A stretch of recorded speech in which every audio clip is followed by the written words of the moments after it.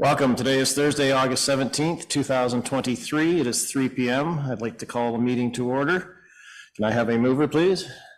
Councillor Thompson, seconder, Councillor Popke. All in favor? Unanimous. Meeting is commencing. I would ask resolution, be it resolved that, hang on.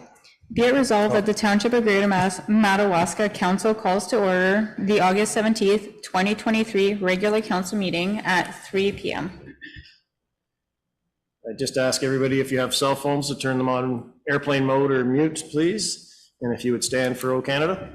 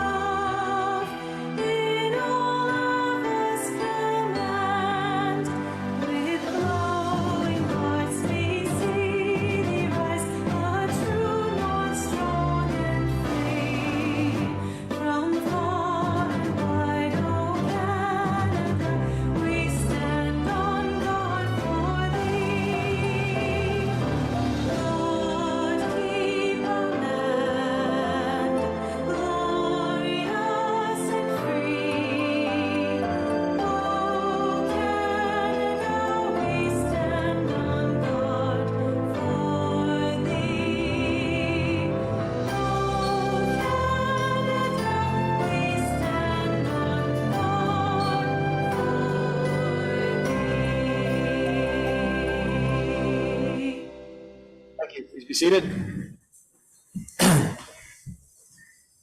As we gather in chambers, I would like to acknowledge on behalf of Council and our community that we are meeting on the unceded traditional territory of the Algonquin people. We would like to thank the Algonquin people and express our respect and support for their rich history. And we are extremely grateful for their many and continued displays of friendship. We'd also like to thank the generations of people who have taken care of this land for thousands of years. Thank you, Miigwech.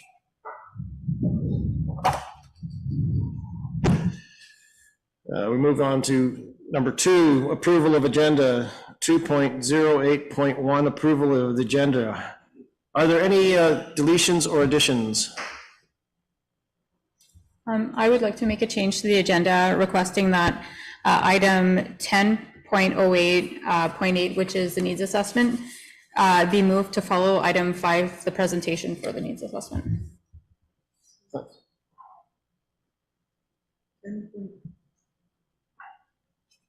So 10, sorry, it was 10 point. It's 08.8. It's the needs assessment. So it would be the housing needs assessment and housing accelerator fund. It would be moving it to follow the presentation from our consultant. So then it would bring them together. Do I have a mover? Councillor Tripp, second. Councillor Levesque, all in favor? Unanimous, so moved. Thank you. And resolution number 174-23. Do we have that the agenda of the council meeting of August 17th, 2023 be approved as amended to move item 10.08.8 to follow item 5 presentation. Yes, I think I did the out of order there, but we'll need another mover. Councillor Tripp, Councillor Levesque, second again, and all in favor once again. Thank you. Sorry for the confusion. Move on to item number 3, minutes. 3.08.1, approval of minutes. Please lead the motion. That the following minutes are approved by council. June 15, 2023, public hearing. June 15, 2023, regular council meeting. July 26, 2023, special council meeting. And August 2nd, 2023, special council meeting. Can I have a mover? Councillor Levesque, second by Councillor Thompson. All in favor? Unanimous, so moved.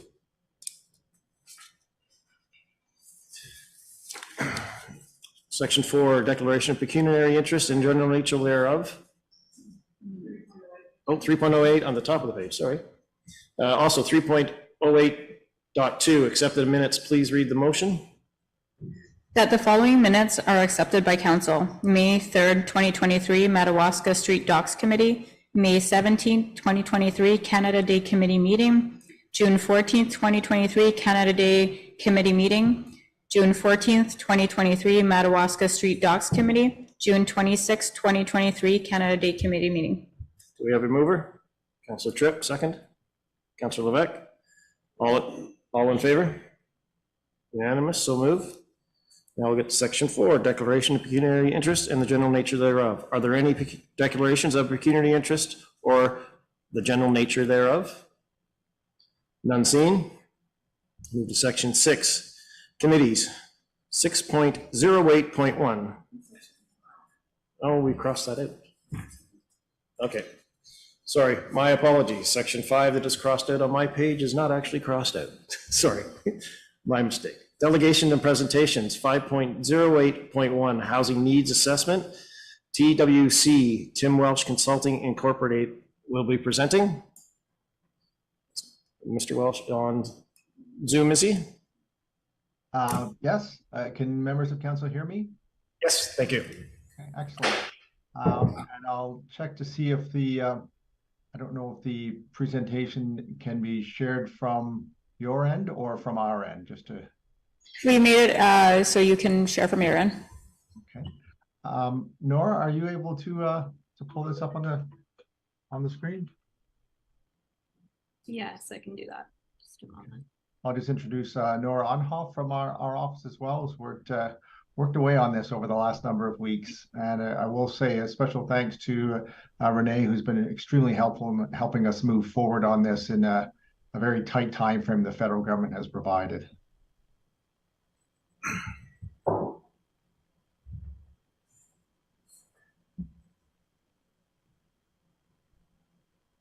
We're still, presentation isn't up yet, so. Is that,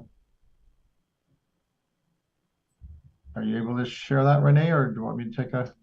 I can Nora, I mean, sorry. just.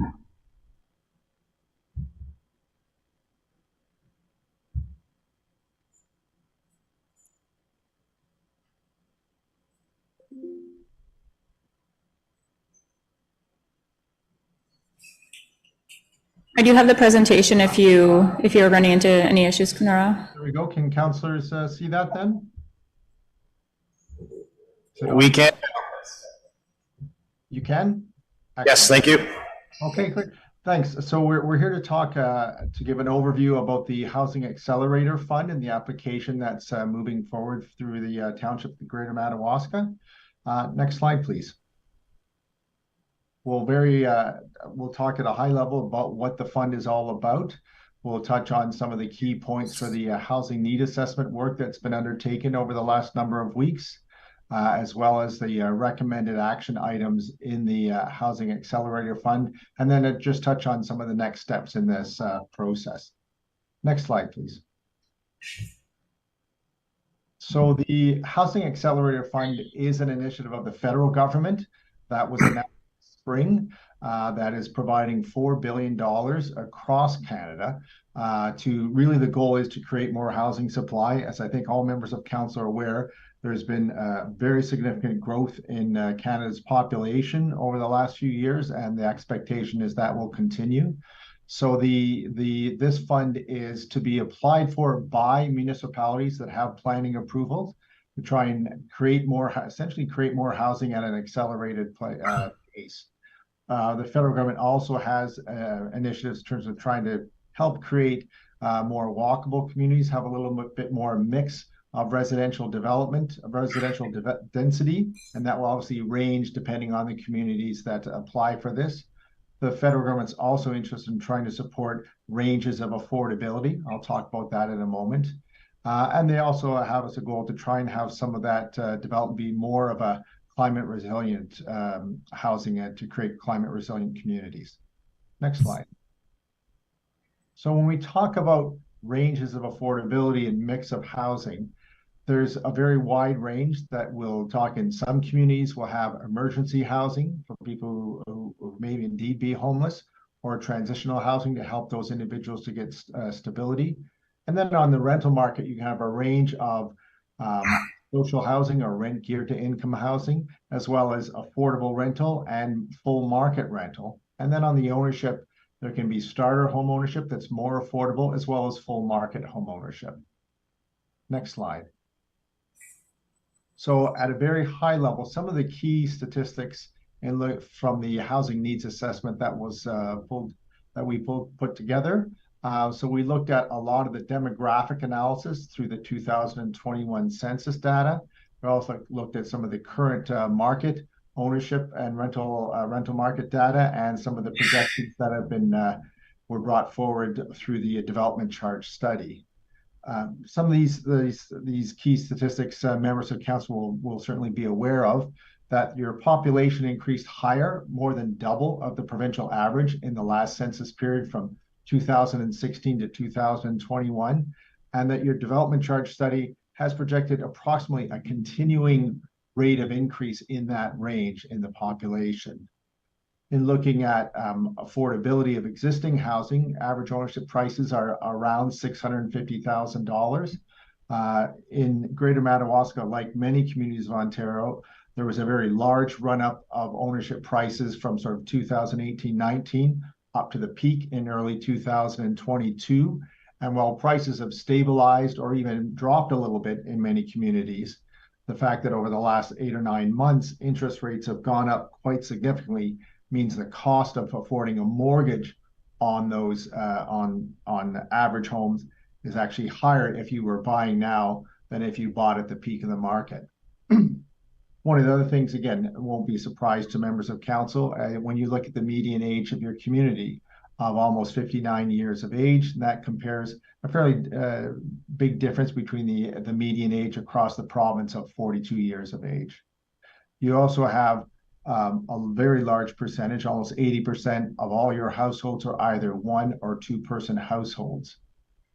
The income, the median after-tax income in the community is quite significantly below the provincial average. So that's an important factor to consider when looking at affordability of housing. Next slide. The other thing, again, won't be surprised that almost all of the residential structures in the municipality are single-family homes, almost 99%. Another key factor when you look at that, when we look at the questions of affordability, that typically the federal government defines affordable housing as if people are paying more than 30% of their income on housing. It's not affordable to those households. And statistically, in the last census, there was about 25% of all the households in Greater Madawaska were paying more than 30% of their income. Another factor to consider when looking at potential housing initiatives, if there are currently no non-market housing opportunities, there's no county-owned housing like there is in Pembroke and Renfrew and other parts of the county. And if someone was needing rent-geared income assistance, they would have to move into one of the towns elsewhere in the county. Next slide, please. So we had, I should have mentioned off the top, it was a very tight time frame. We've had essentially about little less than 2 months to work through both the housing needs assessment and preparing for the housing action plan. We did undertake a number of interviews with some key stakeholders, some representatives of the Greater Madawaska Seniors Committee that has land and is interested in still trying to develop some good accessible seniors housing in the community. Spoke to 2 private developers, as well as a housing manager from the county who manages their housing operations and housing programs. Next slide. So what we've put forward in the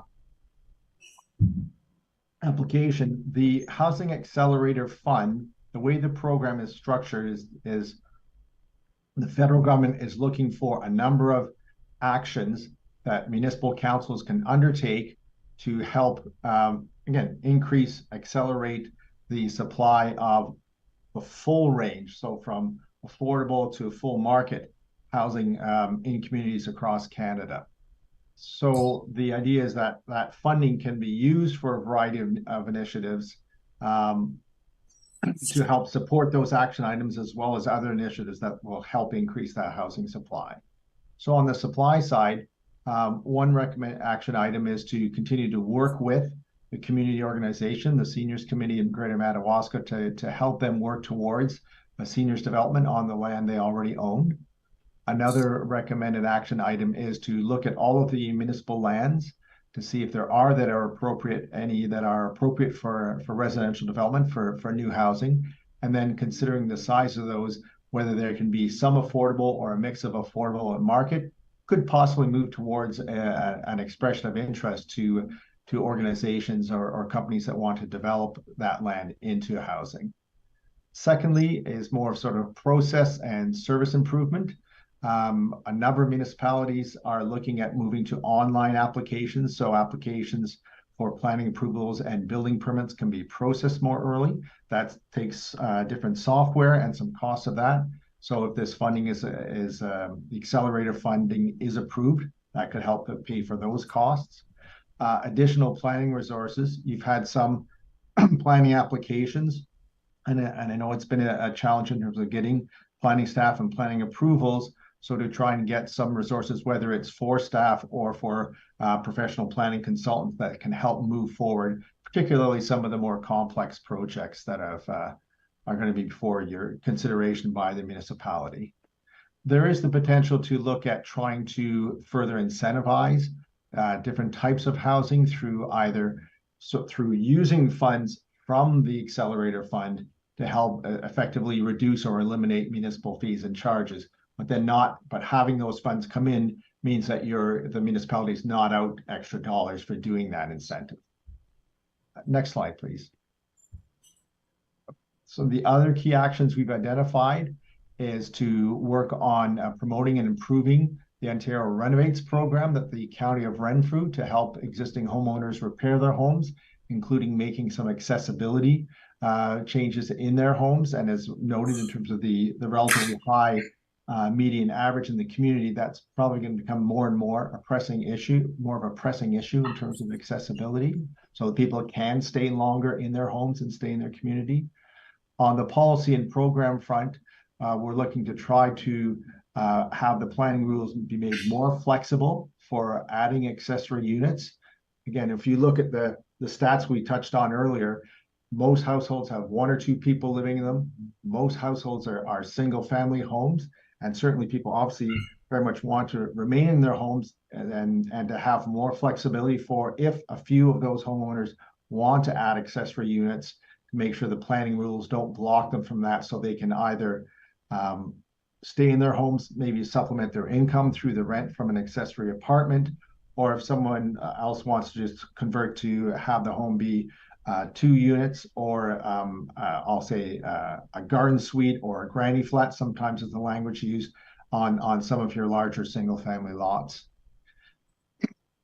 That with the planning is to move towards, and again, this is going to be relative for Greater Madawaska compared obviously to larger municipalities, to try and see if there can be some greater diversity of the types of housing in the community, whether you could look at prefabricated or modular units, and even if there could be some low-rise apartments to get that variety of housing types.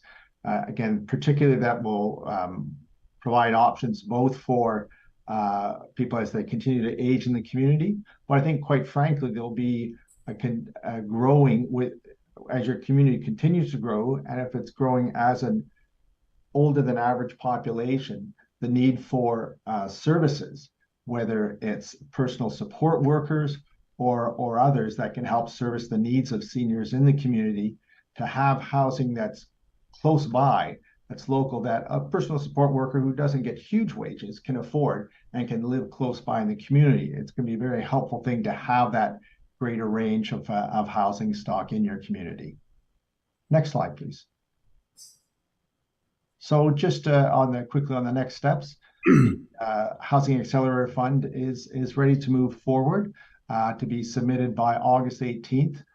Because the federal government set this up to have a summertime submission, they didn't require that council formally had to have approval. It's great that we were able to present to you today so we can get some of your initial thoughts and feedback, but it will, once the submission goes in, There'll be a review by the federal government. They are talking about a relatively quick turnaround, about a couple of months. So perhaps sometime in mid-fall, the Greater Madawaska will hear back from the federal government. Then that will give council time to review before entering into any agreement with the federal government, and making sure that council is fully comfortable with the actions that would be implemented over the next 3 years of the program. Next slide. So thanks very much. Try to cover on some of the main points, and Nora and I are very happy to take questions or comments from councillors. Thanks. Do we have any questions or comments from council? Councillor Thompson? First of all, are you referring to the Griffith and Madawaska Seniors Housing Corporation when you're talking about the Seniors Committee? Yes, and Nora, you were on that interview, I think? Yes, that is correct. Yes, yes. Okay, so that's an incorporated charity. So it's already set up for taking donations, and they have land. Second question.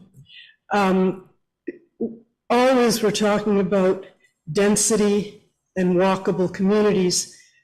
Nowhere in the township do we have community water other than a few private developments or wastewater.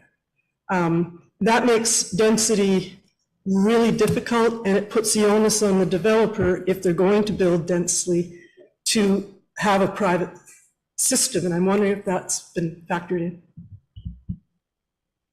It certainly has, and we're certainly aware in terms of the nature of the municipality and residential development. Obviously, if there's going to be a larger scale, and again, when we use the word density, it's very relative. This isn't the density you'll see in the city of Ottawa, obviously. But that analysis for any larger scale development will certainly have to take into consideration water supply, wastewater supply, and making sure they have the systems in place to fully support that. There's, of course, very detailed requirements under the provincial regulations for water. Our office has certainly been involved in some affordable housing developments that have had to have their own water supply, of course. So it does take cost, does take planning and engineering review, and that's part of with the initiative to try and have some additional resources of this fund, to have the professional planning and engineering staff to be able to review proposals that come forward that would have a higher level of density. Thank you. Any other questions? Councillor Tripp? Thank you. Interesting proposal and really interesting opportunity. So scope, it's a lot of money at a national level, but by the time that's carved out to provincial representation and then into urban and rural communities, it will have a significantly different level of dollar attachment. So question one, do we have any idea of the scope?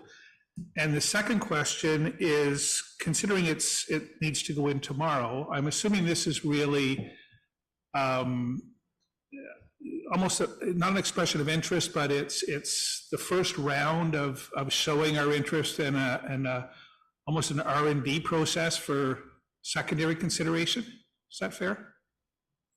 So on the second point, then I'll turn it over to Nora for the first point. On the second point, it is certainly making your intentions known that you want to participate and try to access a good opportunity in terms of federal government funding for your community. And then there will be, again, this is the first time, and this may be the only time they have this Housing Accelerator Fund in action. But then the expectation is they'll come back and say, we've done analysis, and we've had submissions from 400 or 500 municipalities across the country, that they'll probably come back and say, okay, here's the potential amount of funding available, and we'll probably go through some of the different action items and be some back and forth discussion with the federal government. And then they're supposed to, before certainly the end of this calendar year, to try to have an agreement signed saying, here's the funding, here's the action items that the Greater Madawaska will concentrate on, and then you'll start to move forward on implementation. So it's really, it's the first step then of many. This is really to get us through the door. Our expression of interest. We've got some key activities. Yep. And then how we deliver those will be hopefully secondary funding down the road for implementation. Right. Yeah, for implementation, I mean, part of the fund money is to be for implementation. Nora, maybe you just talk about they have a calculator embedded in the application process. Okay, Yeah. perfect. So when we total up the initiatives that Tim spoke about, the costing that we've estimated for the total of those initiatives is just under 2.5 million. When we plug those figures along with the expected number of units incented into the calculator, we get a figure much higher. So like Tim said, there's sort of this cap of how much you can potentially qualify for, and then there's the figure of how much we're estimating that these initiatives will cost. That's not to say that the amount you receive will be either one of those figures. It could be anything that you qualify for. If the amount you receive is above this 2.5 million, that additional money is sort of surplus to be able to allocate how you see fit. But the sort of lines of costing that we have assigned to a particular initiative total 2.5. Perfect. Thank you very much. Thank you. Thank you. Any other questions from Councillor Thompson? So if this grant is received, how does the money, how is it allocated? Does it come to the township and then we decide which builders, you know, how does this roll out? So our understanding is that the funding will come to the municipality. It is the municipality's funding. There would be the expectation that, generally speaking, you would follow up on the actions that are highlighted in that. The exact dollar amounts that we put in are estimates. So there, as the other councillor stated, there will be certainly some back and forth, but it will also come back to council in terms of making the both the approving the potential agreement with the federal government, but also in terms of making the allocation decisions about where the funds will ultimately go.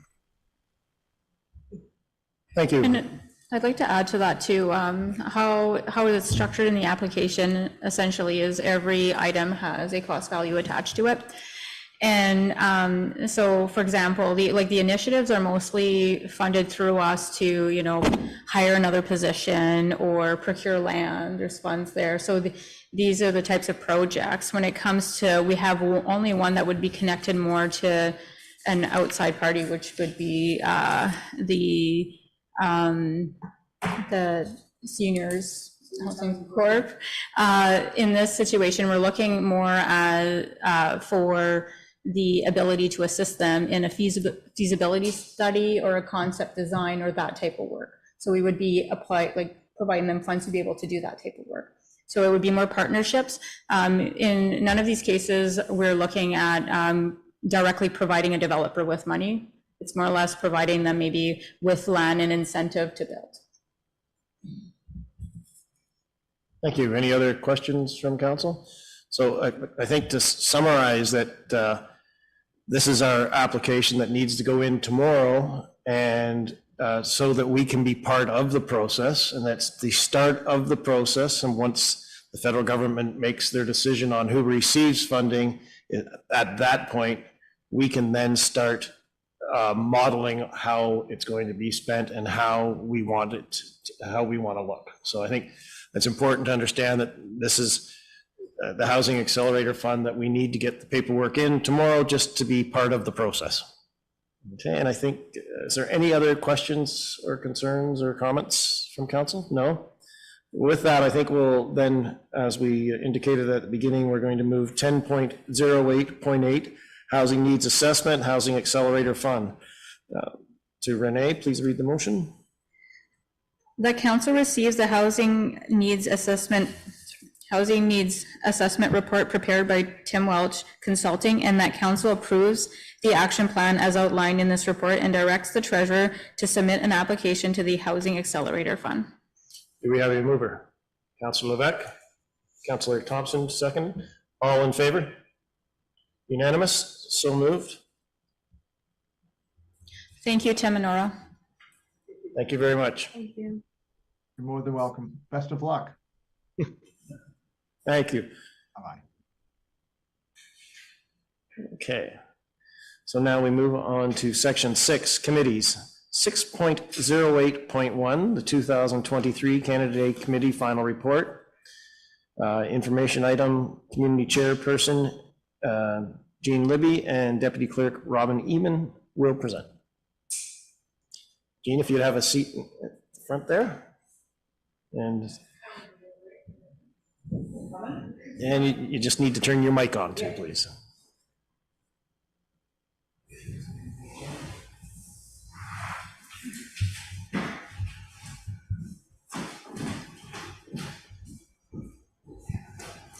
So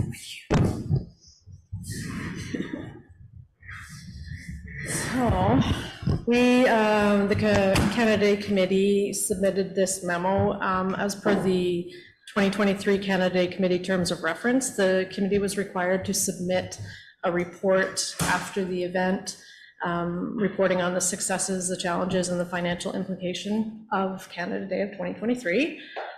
So Jean's going to go over a little bit of the items. Yeah. Okay, first of all, I would like to acknowledge and thank all the committee members, Robin, what, I'm good, and all our volunteers.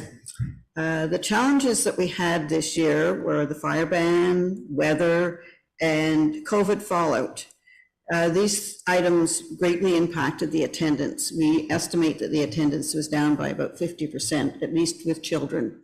We know that from the activities we run for the children. Volunteers are one area that we need to focus on for 2024. Some of our volunteers have actually aged out on us.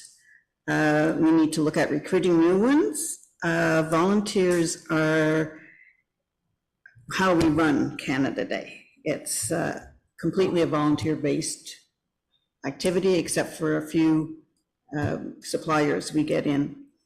Our volunteers help keep our costs down too. I also wanted to note that our costs were partially funded by grants, sponsorships, and donations that totaled actually $12,258 this year. The cost to the township was $11,794.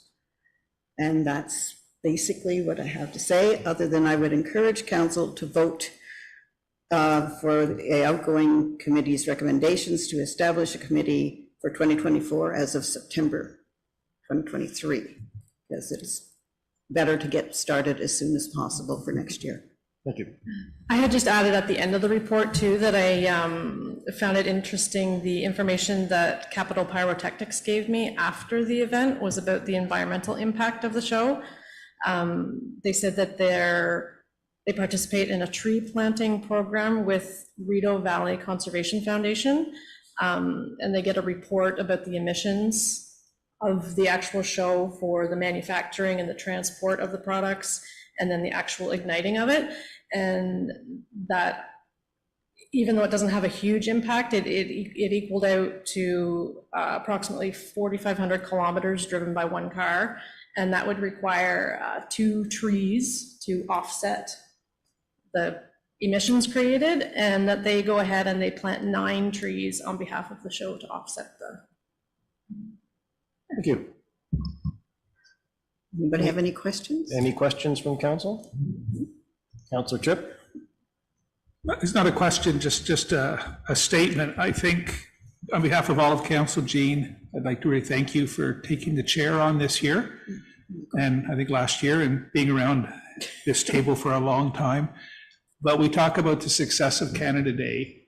And when we take away the extraneous things like weather and the fire ban, the things that really matter in terms of having the kids out, the bash stand, all of the volunteers that come together, the logistics really, is a product of the committee, but the committee is a product of the chair. So Jean, thank you on behalf of all of us for the many late nights on computers and answering phone calls and making all the bits and pieces come together at the end. The feedback that we had from the community, even with all of the issues of attendance, which was also felt in our neighboring communities. Everybody's attendance was down. It wasn't just ours, but people were really impressed with the fireworks and then just the general layout of the day. The cooperation between the community was also very strong. As Jean mentioned, the township takes taxpayers' revenues and applies it to this event. And we this year were able to raise from the community and through grants 50% of the costs. So we were significantly under the township budget, what was allotted, almost half. And the other half came from the community through their commitment. All goes back down to how the committee operates, which comes to the chair. So Jean, thank you. Thank you. Any other questions? Councillor Thompson? Along those veins too, at the time, I'm pretty sure the fire was still going on in the Madawaska area, and a lot of national news said it was in the Calabogie area, because they don't know from Greater Madawaska or Madawaska. So, we had fire, the smoke from the north.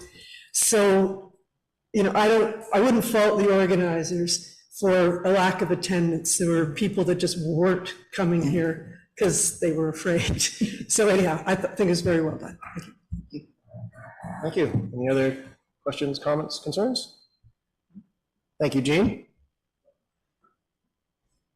We'll now move on to 6.08.2, 2024 Canada Day Committee. Please read the motion. That council approve the 2024 Canada Day Committee terms of reference as presented, and that council instructs staff to begin the recruitment process for the 2024 Canada Day Committee as soon as possible, and that council instructs staff to present committee member recommendations at the September council meeting for review and appointment. Thank you. Do we have a mover? Councillor Popke, second by Councillor Tripp. All in favor? Unanimous, so moved. We'll now move on to Section 7, Facilities and Environment Departments. 7.08.1, Food Waste Diversion, Food Cycler Pilot Program. Please read the motion. That council approve proceeding with a municipal subsidized purchase of 100 food cycler composter units and the implementation of a food cycler pilot program in food cycle science.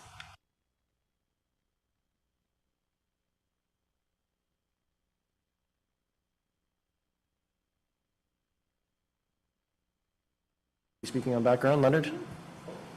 Yep. Yes, so with your passing to go ahead with the 100 units, originally we went with 50, but we had so much interest. Now we're going to go ahead with the 100 units, and we should have them out by the end of September for everybody to have on their counter and start to process. And then I'll be quite interested to see what the diversion will be at the end of this, to see how much we're actually going to save, so that maybe in the next year we can do this program again and maybe get more people interested in doing the same thing. So, thank you. Any questions, concerns from council? Councillor Tripp? Of the 100, are they all spoken for? And supplemental if they are, or we have increase over the coming weeks or months when people hear about it, either through today's council meeting, do we have the ability to order additional ones under this current financial model? yeah, so what we did is we had 72 people right now signed up. We have a waiting list now. So we'll have the 100 units, so we'll have enough for people that, because we figured that's what's going to happen. As soon as a neighbor sees one, they're going to want one. So we'll have additional units to supply, hopefully, the demand after they're actually out and being used. So, thank you. Councillor Thompson? I'm wondering if there were 100 units, how many are on the waiting list? See, the purpose of the pilot project, right, is for everyone to write down what they're putting into their kitchen top composter, and at the end of the pilot project, we get an idea of the average household, how much waste diversion we've accomplished. So I'm thinking the more people that are part of that pilot project, as opposed to on a waiting list to get one, the better it will be for our statistics to get a really good idea of what we're savings, so, yeah, please help me. I understand it completely. So as far as budget restraints, we have so much money in the environment budget. So for this year, we can afford to do 100 units for what our cost is. So we went ahead with that just so that we could get to the 100, and then once in 2024, if the program's available again, then we can budget in 2024 to do this program again if there's that much interest, and then start again in the new year. If there's more interest than what we have, if the interest starts to grow more than over the 100. Perhaps it wasn't. Okay. Perhaps I wasn't clear. Are all the people who have signed up going to be part of the pilot project, or will Yes. some be on a waiting list? Well, see, once the 72 start, they'll go ahead and start the pilot project, and as the next ones come in, they will start it as they go, so there'll be a bit of lapse in that. I will talk to Jacob about just to confirm it and get back to you to make sure, but that's how, I spoke to him, that's how it would be done. So we go with the 72, and then we'd have the other ones on top of that, but they would be lapsed from the ones that started the program at first. So eventually we'll get the information all in by the end of the year. Okay, so they wouldn't actually wait for anything other than their late Yes, start? that's it, that's right, yeah, Okay. they're starting. Thank you. And I do want to elaborate a bit. So when Leonard's speaking to the waiting list, it's just, we had only approval initially for 50, so we started building a waiting list. The applications right now is 72, and we're starting to build a waiting list from that. So we're expanding past the waiting list to 100. We will be ordering more than what we think we have sold up to date. Yeah. Any other questions, concerns? Councilor Leck? Yeah, just on that, I guess, I mean, in establishing the pilot, you guys have probably laid out some success criteria as to what you determine, like the number of people, how many are deployed, where they're deployed, what the expected outcome is going to be, and so on. Because usually pilots are kind of contained, right? Yeah, this pilot is actually operated by Food Cycle Science, and they have their criteria. So this reporting has to go to them, and then they'll come out with the outcome, and if there's a benefit here. Yeah, I mean, if the benefit is, if it shows that we're going to divert enough, it's going to save us money, then maybe when this project ends, maybe we could supply more money for people to buy them to make it worthwhile, right? So it might be an option, so thank you. Thank you. Councilor Tripp? Very quickly, just to follow up on Councillor Beck's comment about the study, this group presented at the Roma conference last year and had a fairly well-run display and talked about the modeling, the data that they collect, how they use the data to help inform it. It was a really impressive project, so I'm pleased to see that we're picking up on it. Roma was, it was one of the booths that people really spent a lot of time at, getting to understand how it worked. Thank you. Any other questions, concerns, comments? No, I'd just like to say that we are also not the only municipality that is doing this pilot project in our area. So not only will data be coming from us, but we'll also be able to, I assume, be getting information feedback from other municipalities, some larger and some smaller than us, that would give us a better scope of how this project's working. And then we may have some people questioning, why is the township putting out money to offset the cost? Well, this is a pilot project, and if it reduces the waste that we need to transfer, that also reduces the amount of diesel fuel, the amount of emissions that it takes to transfer all that waste. So that's all part of the scope of the project, and that's why we're taking part of it. So if we can reduce our overall waste, it's going to be greatly beneficial to us. Thank you. Thank you, Leonard. And we have to vote on this still. We had a mover and we had a seconder. All in favor? Unanimous, so moved.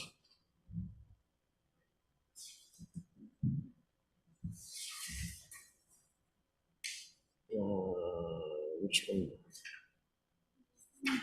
Go ahead. Oh, yeah, that was the same one. Okay, 7.08.2, bylaw 41-23, 2023, municipal waste. Please read this motion. That council approves bylaw 41-2023 being a bylaw to establish, maintain, and regulate a system for the disposal of municipal waste, recyclables, and other refuse, and furthermore, that council repeals bylaw 21-2018. Thank you. Do we have a mover? Councilor Tripp, second. Councilor Popke, and we have some background, please. Leonard? Oh, yeah, so with a few changes from 2018 to the waste site, with the ECAs, which is the environment capacity approvals, there was some changes. So then with that change, we noticed that in our bylaw, we had to make some changes. Some of it's a lot of just wording, taking a few things out and adding a couple things. So that's pretty much where it came about. Thank you. Any questions from council? Councilor Thompson? I have a number of questions, if I may go through them all, or should we? Well, let's go through one, let him answer. One, Then we'll let go him to the next answer, one. okay. Okay, section 2.5.2, no authorized access to the waste disposal sites, not shites, shall be permitted when an attendant is not on duty, is revised to no access to the waste disposal sites shall be permitted outside regular operating hours unless under the direction of the facilities manager. I feel that's too vague. Shouldn't there be special circumstances? I mean, can the facilities manager decide or give permission for anyone to use it after hours? It's convenient for them. Well, I mean, most of it's contractors, so that technically, right, through our policies. So normally if the waste site's closed, like say if even Gary and Nate had to do extra work at the waste site, then they would come to me and I'd say, okay, I'll give you permission to go to the waste site after hours to do that work, right? So I know when people are there. Because we've had issues where some employees have went in and done stuff after hours and I didn't know about it. So this is in here just so that they're aware that they have to contact me to get the okay to be at the waste site. Okay, so it's not really for use of the facility, but it's to do work at the facility, yes. Okay, thank you. Can we add something to clarify that? So it's just not, I mean, in future. Well, I mean, sure, it's for work, but also for if there's a contractor that needs to get in after hours, when the dump is done, which is a $50 charge, it goes through the facility manager to approve them to get into the waste site. And then we send staff there to supervise them to go to the waste site, that sort of thing too, right? That's why it's in there, just so that that nobody can just, any employee can just decide when they want to go to the waste site at the hours, or when it's closed, they can. They have to have permission to be at that site.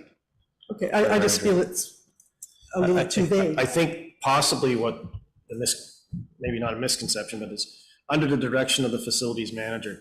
So that is Leonard. He's the overall manager. He's not the person who works at the site. He's not the facilities manager there. So anybody that needs to get in after hours would have to contact Leonard directly, so he would have knowledge of it. And also, not only that, it may not be just a contractor, but we may have a weather event and cause some damages after hours that we need to get stuff off the road, or it's in a precarious area that we need to get in, so that Leonard would be notified and he would be the one giving that permission.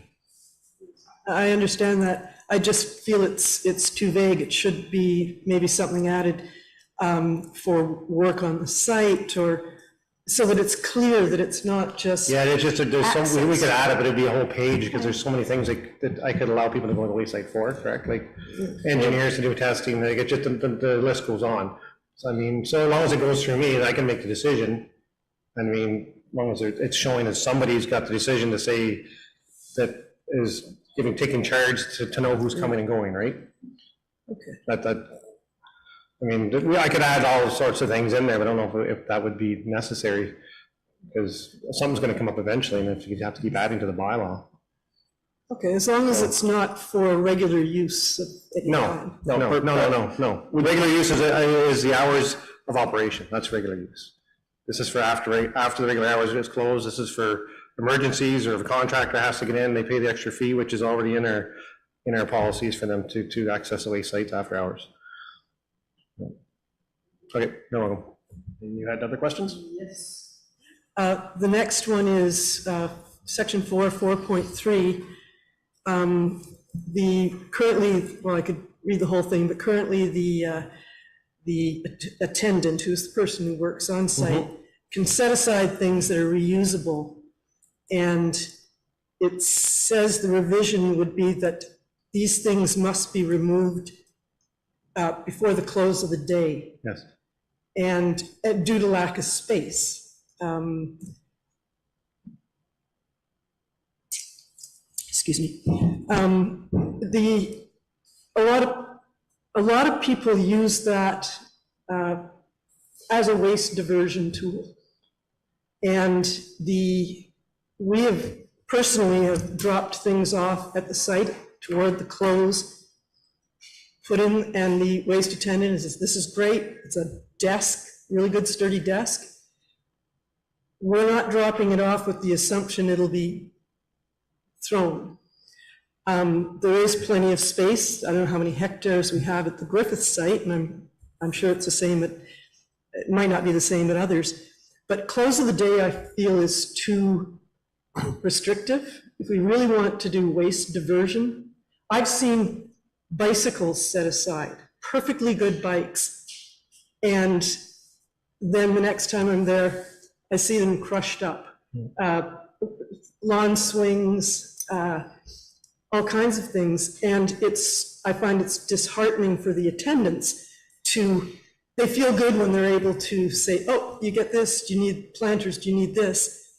And I feel it might be better to have it at the discretion of the attendant, plus consult with the attendants for ideas of how they can make it work better. There are communities that have volunteers who go in and do that, manage that sort of thing. They have shelters.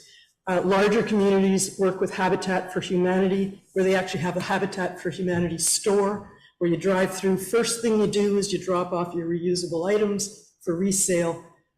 I'm not suggesting we can handle that, but at least give the things more time and leave it up to the discretion of the site manager. So there is the one site, but most sites is pretty good. The one site, there's an issue. The weekend's not a problem because it's open from Saturday, Sunday. So the Wednesday, if there's stuff left, the issue we've been having is there's been too much stuff, and some stuff, once it gets weathered, there's dishes in cardboard boxes, you can't lift them, they're all over the ground. So what happens when the other workers come in, especially in the wintertime to do snow removal, they have to take time to get out, move all this stuff, because now it's in the snow, or it gets shoved in the snowbank, but it's left in the snow. So I think this is more of a dump attendant issue than it is a bylaw issue on this. So I think I would like to leave this the way it is, and I will deal with it in another means, but this is here to give me some backing to when this issue happens. Like, I'm not strict on it has to be gone there that day. Like, it can stay there, as long as it's something that's not gonna get weathered, not gonna erect, it can stay there for a week, as long as it's not in the way of somebody or something like that, so. All right, so there are weather issues. I can see that. That's why I'm suggesting maybe something could be worked out. Yeah, I mean, there's a lot of. To allow for more of this where, and the other part of this is the item must be in complete workable order. I know people that have gone shopping at the dump. It's a great social hub if you're aware, if you go there, looking for a handle for their barbecue. And I know the stuff can't stay there forever and it has to be shipped off. Yeah. But end of the day is way too restrictive. Well, so can you find ways of I mean, there's ways. The thing is, I think the more of the stuff is like we've had a lot of stuff that's been left at that waste site that really, it could sit there for weeks and never gets picked up or put away. I mean, yes, a day might be too much. There's designated areas in the metal that the metal doesn't get crushed. So it could sit in the metal for weeks and it doesn't matter. It's out of the way. There's other spots. So yeah, I do agree. Yes, a day does, but I mean, that's in the bylaw. I don't have to push the bylaw as being a day, but at least it's there for that reason if stuff is getting left to kind of to boost it, to get it moved out of the way. And even if the environment comes in and all that stuff's laying there in those areas, they can fine us for that if it's too much of a mess. And in some cases, the site, there has been quite a mess at certain times. So that's why I'm trying to change this bylaw to kind of give myself some more strength to be able to enforce that. I think enforcement is one thing, finding better solutions is another, and that's what I'm asking. Yeah, no, that's fine. I mean, like I said, water waste sites, Norway Lake, we never have an issue. The stuff is, there's so much stuff left, people take it, it's usually left there for a couple of days and it's disposed of. It's not tons of stuff laying around, it's just the one site that there's been a bit of an issue at. But I can change it if you like, I can put it to 3 days if you like, if that would, I think that'd be a better solution for getting this stuff recycled and moved. But I find a lot of times people are leaving the stuff for other people to use, and especially on that site, nobody takes it, and it just sits there and sits there and sits there, and then just doesn't get taken, so. I think it's rare that we have a kind of a social rule. Yeah, I mean, No picking up if you're not also dropping off. I can pick it up and take it to your house, and we can have yours. I'm just asking for. Okay, no, wait, this, look at. if you want me to look at that, I can. I can speak with you later about this, and maybe we can come up with a solution. I'm all for that too, so. I think too, if there's too much left around, does it create a workplace Hazard, yeah, I mean, and that's the safety problem, issue? and it's been an issue in the last couple of years, and we've been trying, and most other staff is cleaning up most of the time is what happens, they have to clean up, so, yeah. Thank you. Okay, any supplemental or questions?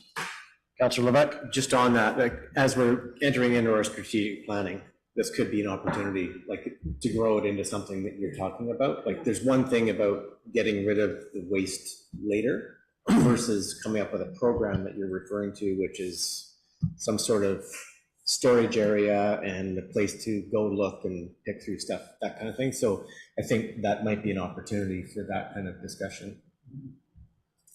I agree. It's, a lot of it is in good condition when it's dropped off.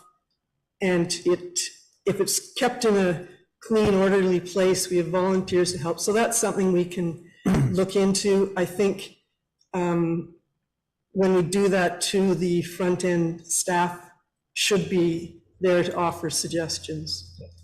So that's something we can do. I think too that it's a waste transfer station. And although people drop stuff off that's in good condition, the ultimate is it's a waste transfer station. So as to Councillor Levesque's suggestion, possibly strategy within the strategic plan, but right now this is where people drop their waste, and it's treated as waste, although some people treat it as a recycling area or so on. Well, perhaps that's something we need to look at in the strategic plan, but this is a waste transfer as well. Councillor Tripp? Just to that in the conversation, and I understand what Leonard is saying in terms of this as a tool. If it has a narrow scope, that allows for discretion, because you have discretion in terms of how you enforce. But if we don't have that narrow scope and we need to enforce, we don't. And my experience at the Norway Lake Station is the material that's dropped off is a neb. It comes and flows. You know, after the opening weekend in the May 2-4, the closing in September, there's a large pile, and it's impossible to keep it even for a day at times. So there needs to be that discretion and the professionalism of staff to be able to say, we're going to have some discretion here because it's slow and there is space, but as the space gets tight, they have the rule to fall back on that gives them that rigidity. And if material is dropped off at 4 o'clock or 3:30 on an afternoon, and it's in the middle of summer and it's in a cardboard box, the discretion would be, let's leave it until it's had a day of viewing. But if it's that article that nobody wants, but I'm in favor of seeing something that's relatively tight, that gives you the tools that you need, but then to be able to apply the discretion depending on the different sites, because each one has different needs. And I think that's what we need to look at. As Councillor Levesque said, we build that into the discussion in our strat plan, but give you the tool you need now to do what you have to do. Thank you. Councillor Thompson, other? Yeah. In 4.5, we say the township promotes and encourages recycling, but does not enforce or force recycling. I'd like to, I wonder why, like we put our household waste in clear bags. I thought that was the purpose, is so that we can know what's going in and what's being diverted. In the original bylaw, I did state the wording, I believe, was if someone brought a mixed bag with recycling, the dump attendant was supposed to tell them kindly, next time you come, please can you sort your materials, but they're supposed to take the material and not refuse it. So when it comes to people that recycle and people that don't recycle, it's very hard to make someone recycle that doesn't want to, like very hard. So we don't really have the enforcement. So And they try their hardest, but I mean, so part of this is that if we don't, they're just gonna throw them on the side of the road if we turn them away with their bag of garbage with the recycling in it. So we have to accept it no matter what. So there's not really any main law to tell you you have to recycle or to enforce that part of it. So it just kind of put in there for the tenants to know that if someone does show up with a certain kind of bag, you've talked to them, you explained to them what a procedure is here, but some people just still won't recycle. I've worked the waste site one long weekend, and I don't know how many people come in with like clear bags, but it was full of garbage and recycling. But they get the next 10 people that are all good to sort it properly, right? So.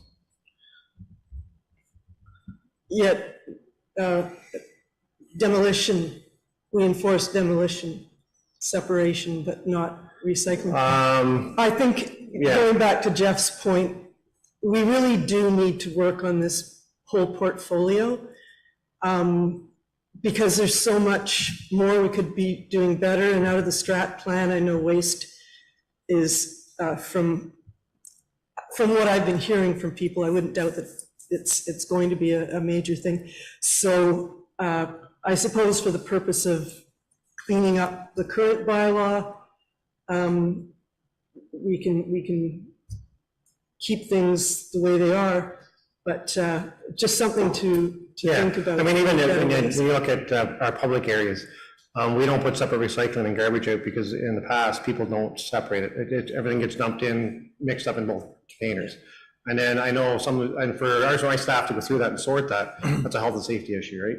You know, when people throw in public garbage. So we don't sort it as public garbage. So our public garbage goes in mixed, recycling and garbage, because people in the public are mixing it. And my staff is not going through those bags because you don't know what's in there. So that's part of why we end up having. I know of a restaurant in town that has 2 garbage cans out, one for recycling and a blue one for recycling and a gray one for garbage, and it's always mixed. It's always mixed, and I know they have to go through it and separate it to bring it to our waste transfer stations. So there's an example. So you don't want people jeopardize their health to sort this stuff. So we will allow them to bring it in circumstances, right? And there are some people that just will not recycle, and there's no. You can explain it to them. Anyway, that's sort of why it's in there. That's why we have it in there. That makes sense to me. I know from my experience at the Madawaska Hall, you start with all these separate containers, and then some idiot throws the wrong thing in the wrong one, and everybody's throwing the wrong thing in the wrong one. Something we need to talk about later, but thank you. Anything further on this? Certainly. You'll need to turn your mic on though, please, Steve. Just before Leonard's time, when we were looking after the waste sites, Lois, to your point of keeping stuff to the side for people to reuse, when I was looking after the waste sites at one time, I had some complaints from landowners that they dropped stuff off because they wanted to get rid of. And we had some complaints that they were really upset that they found out that somebody had taken it home and they've had some stuff that they threw out. So just keep in mind that there is some people that don't want some of their stuff set aside and reused again too. I've had that complaint probably 3 times when I was looking after the waste sites of stuff set aside and then was giving to people, and they found out later on and they were pretty upset over it. Just something to keep in mind when you're thinking of it. Thank you. Okay, anything further? Any other questions from council or comments from council on this? Okay, I'm just trying to find, we need to vote on this now. Yes, if you could read, I think we need the resolution read again, since it's been a while. The council approves bylaw 41-2023, being a bylaw to establish, maintain, and regulate a system for disposal of municipal waste, recyclables, and other refuse, and furthermore, that council repeals bylaw 21-2018. All in favor? It's unanimous, so carried. Now we move to section 7.08.3, vehicle for facilities and environmental department. Renee, can you please read the motion? The council directs staff to single source purchase of a pickup truck for the facilities and environment department not to exceed $80,000. Can I have a mover and a seconder? Councillor Tripp, Councillor Levesque, and background information, please, Leonard. Yes, so since taking on the environment 3 years ago, and with doing the facilities, there's a need for a pickup truck. So I've been using my own pickup truck for the last 3 years. And with it being extra staff and having to go to Griffith and so forth and so forth, with using my own truck, the mileage really adds up and the wear and tear on my own vehicle. So that's the reasoning for coming to council to ask for a second vehicle for environment. With having the amount of employees we have with one vehicle, it's making it difficult to be efficient at our tasks and getting things done on timelines without having to use personal vehicles and putting tools in personal vehicles, wheelbarrows, ladders, lumber, like that sort of thing. So, Thank you. Any questions from council, comments? Councillor Tripp? I think I wanted to add to it is more of the funding strategy. So normally these types of items we would budget for within the budget period, so we'd wait till 2024. Within the environmental budget, there's an additional non-recurring revenue this year for some material that came from the OPG site. The amount is quite significant, which has allowed us to really consider this funding source rather than pulling from reserve or borrowing. There's this revenue that's available that could be used to fund this need. So that's how it would be funded in this year's budget. Thank you. Councillor Tripp? Thank you. My first question was on funding, so to know that it's coming from that source is very helpful. And second, the use. So do I understand we just have one vehicle for all of the work that? yes, for facilities department and the environment, just the one vehicle, yes. For the 3 sites? Yeah, so my guys on the weekends, they run the one vehicle down to the waste sites, and then, so it does get kind of, a lot of times we're taking students around in personal vehicles, or even some of the other lads that do the cleaning are taking their own vehicles. And So this is really a shared vehicle then? It's going to be available for others? Oh, it doesn't be as well? shared, yes, it doesn't be shared within the facilities department. Yeah, it's like Yeah. a pooled use between all yeah. the people in the team. Yeah. Perfect, thank you. Any other questions? Councillor Levesque? Just one more on that. So Leonard, that'll make 2. Yep. How many do you really need?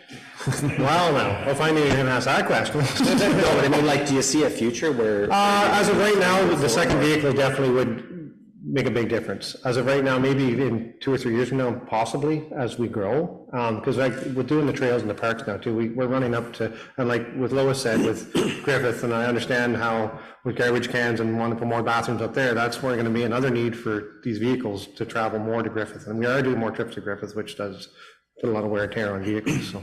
Thank you. Thank you. Councillor Thompson? Which leads up to my question. Will having another vehicle allow you to increase service levels to places like the Centennial Lake boat launch in Griffith and other? Oh, yes, definitely. So now what I can do is I can split my guys up, and I can send a couple up there more often to do tasks and maintenance, where before I had to plan my day where the work was mostly, and then we'd only get up there once a week because we only had the one vehicle. So this way would definitely free us up to get us around more and to be in more places more times. Any other questions? Leonard, how many people on staff with you? So right now I have myself, 2 full-time, and then I have 3 part-time. So having only one vehicle, and Yeah, having it's- everybody it's- using their, yeah. using their own personal vehicles is not only, Yeah. it's restricting your service level. Oh, yes, yeah, So the that, yeah. so this is in fact a need for continuing service level and improving service level. Thank you. Any other questions, concerns? None seen. Can we have vote on this, please? All in favor? Unanimous, so carries.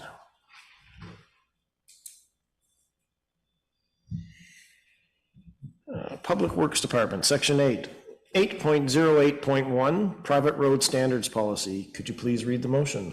The council approved policy 6-07 private road standards. Thank you. Do we have a mover?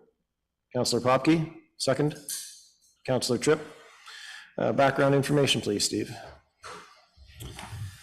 So the background, the township does not currently have a private roads policy. In the past, the standards varied from agreement to agreement.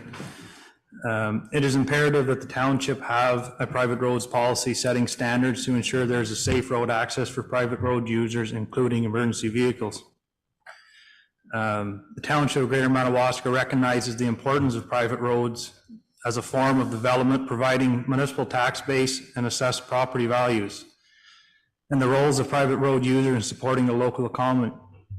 This policy supports and continued use of the private road, support development, and provisions of safe road access for private road users.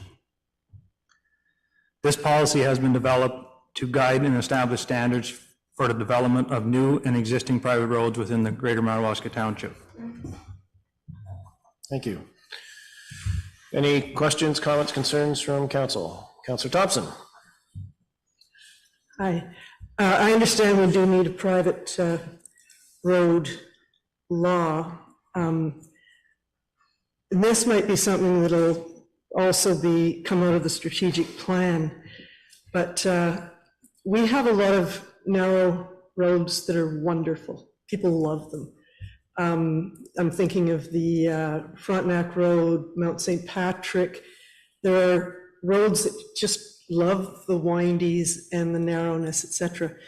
In the UK, they have a system for rural roads that allow for, I think it's instead of 66, it's 55 or 5.5 meters, I can't remember. But it allows for enough width for 2 slowly moving vehicles to pass, not 2 fast moving vehicles to pass. So that's something that, I've got a link for their policies. That's something I would like to see.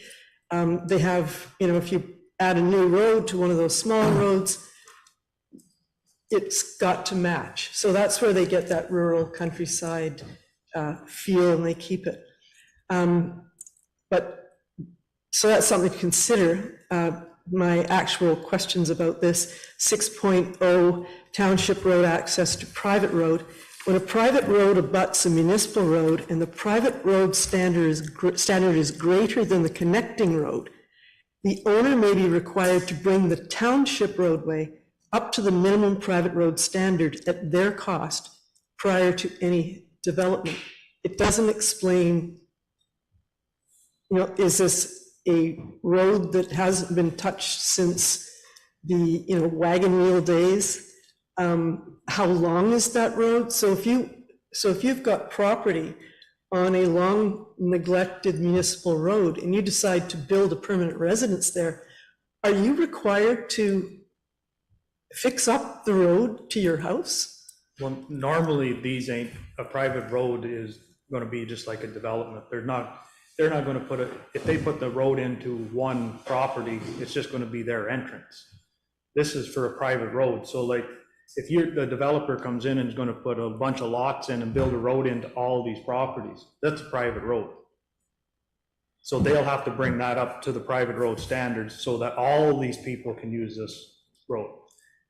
But if the township allows a development down a gravel road and say there's a municipal road that gets to this private road, well, if they're going to develop and put, say, 40 homes in there, well, they're eligible. The developer has to bring the township road up to that standard so that it can take all the rest of this traffic that it's going to put on strain on this road. Right. That's what the regulation has standard for over the years. Right. So if you have one private road with 2 houses on it. Yeah, but this isn't talking about existing that's already there. It's new construction. Okay, so is there a minimum number of homes that? Not that I know. So if you want to put a private road between 2 properties, you can't do that without fixing up the entire road. I'm thinking of like Glenfield Road. Well, no, if it's just 2 homes, you wouldn't have to fix up a municipal road to access 2 properties. Right, so that's what I'm looking for, is a definition of when that would be applicable. Well, there must be a certain amount of, like, if you build a full subdivision or Sorry, go ahead. Sorry, yeah, I was just thinking, perhaps this, I'm not sure whether it is addressed within the planning, when we do a traffic needs assessment for a new development, whether that falls into that type of situation for this. So if the traffic needs assessment says there's going to be 100 vehicles a day that are going to be using this, is that where this falls into it? Or Yeah, like I don't want to talk about special work that's going on in the township right now Yeah. in Sphere, but yes, we're already in with one of these subdivisions, and I know our previous planner had talked about that they have to fix up the municipal road to get to this section. So yes, they must be in the planning section. There must be a regulation or a CAO mask? The intent here is to provide some more standards for full developments. So this policy is used in a few municipalities throughout the county. We don't have a policy in place yet. And when we have not had that, we've had concerns where the road wasn't developed at the right standards, or when you don't have a policy in place. So this is not intended for developed roads already or that. We're talking about these bigger developments that are coming in. And I think what you're seeing here is it does state private roads as a form of development. And when we're viewing it as a big development where you may think you're viewing it differently. So it's maybe just tightening that wording to being more of a significant development or larger development. Something that has that wording so you understand where it fits. Yes, thank you. That's exactly what I was saying. It just says a private road. It doesn't explain for a new development of many homes. So I just thought it would be good. Councillor Popke? But even on some of these, like old existing roads, I've been on many of them, and I'm afraid to go down with my pickup truck. People won't, they were originally put in place for summer cottages, and people left in the winter. Now they're using them as full-time residences, and these roads are so grown in, so encroached with trees and brush, there's no room for an ambulance to get down or a fire truck or anything like that. So even the old existing private lanes should have some sort of update on them or be required to be open to allow the emergency vehicles entrance. Because like I know down at our way, down by Green Lake and in through there, Deer Mountain, you're not getting in there with an emergency vehicle right now. Thank you. And Supplemental? Yes, and that applies to a lot of the township roads. There are township roads that haven't been maintained, well, especially in Griffith and Madawaska, since they were old farm roads with horse and carriage. Yet there are people who have properties on those roads. So that's why I was wondering if they choose to develop their own property or two properties side by side with a private road, will they have to fix up the municipal road? So, and I understand only if it's a larger development. I feel like there's varying situations. It's almost, I feel like policy is similar to when we were talking through Leonard's policy, where there's varying situations. Right now, there's no standard in place for, so, you know, we talked about these larger developments, but then there is a safety concern or for emergency vehicles to get into private roads that are already developed. It's the ability, allows us the ability to be able to provide some sort of standard when new developments are coming in. And then if we run into issues with existing private roads where there are concerns for emergency vehicles, we can rely on some of the policy and standard.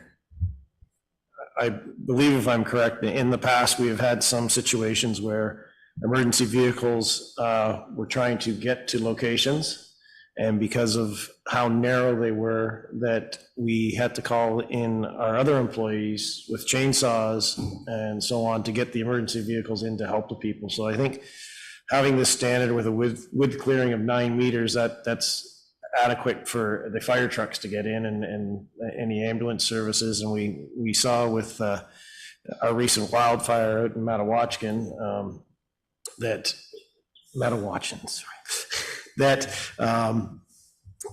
those access to back areas and so on. So I think having a standard that will allow emergency vehicles to get in is absolutely necessary. Any other questions, concerns? Yeah, I do. Councillor Thompson. I think also we need better definition in 7.0 private road standards, the second point, where it applies to major extensions to existing private roads. Who decides what's a major extension? That's one other question. Steve, any comment? Trying to look, see what number she was talking about. 7.0 private road standard. Private road standards have been developed, attached Schedule A. And the second bullet point is major extensions to existing private roads.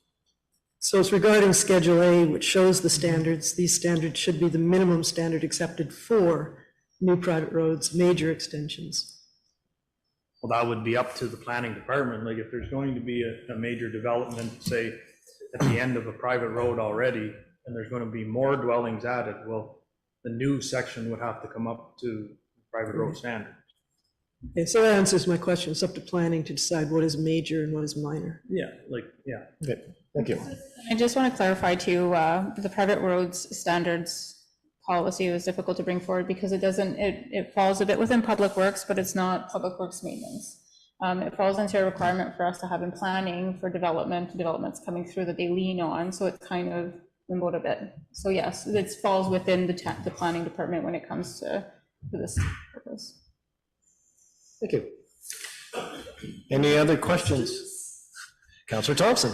At the risk of being boring, the third point where the standards would apply would be for new development or on existing private roads when the majority of existing or proposed land use are permanent residential or commercial, so greater than 50%.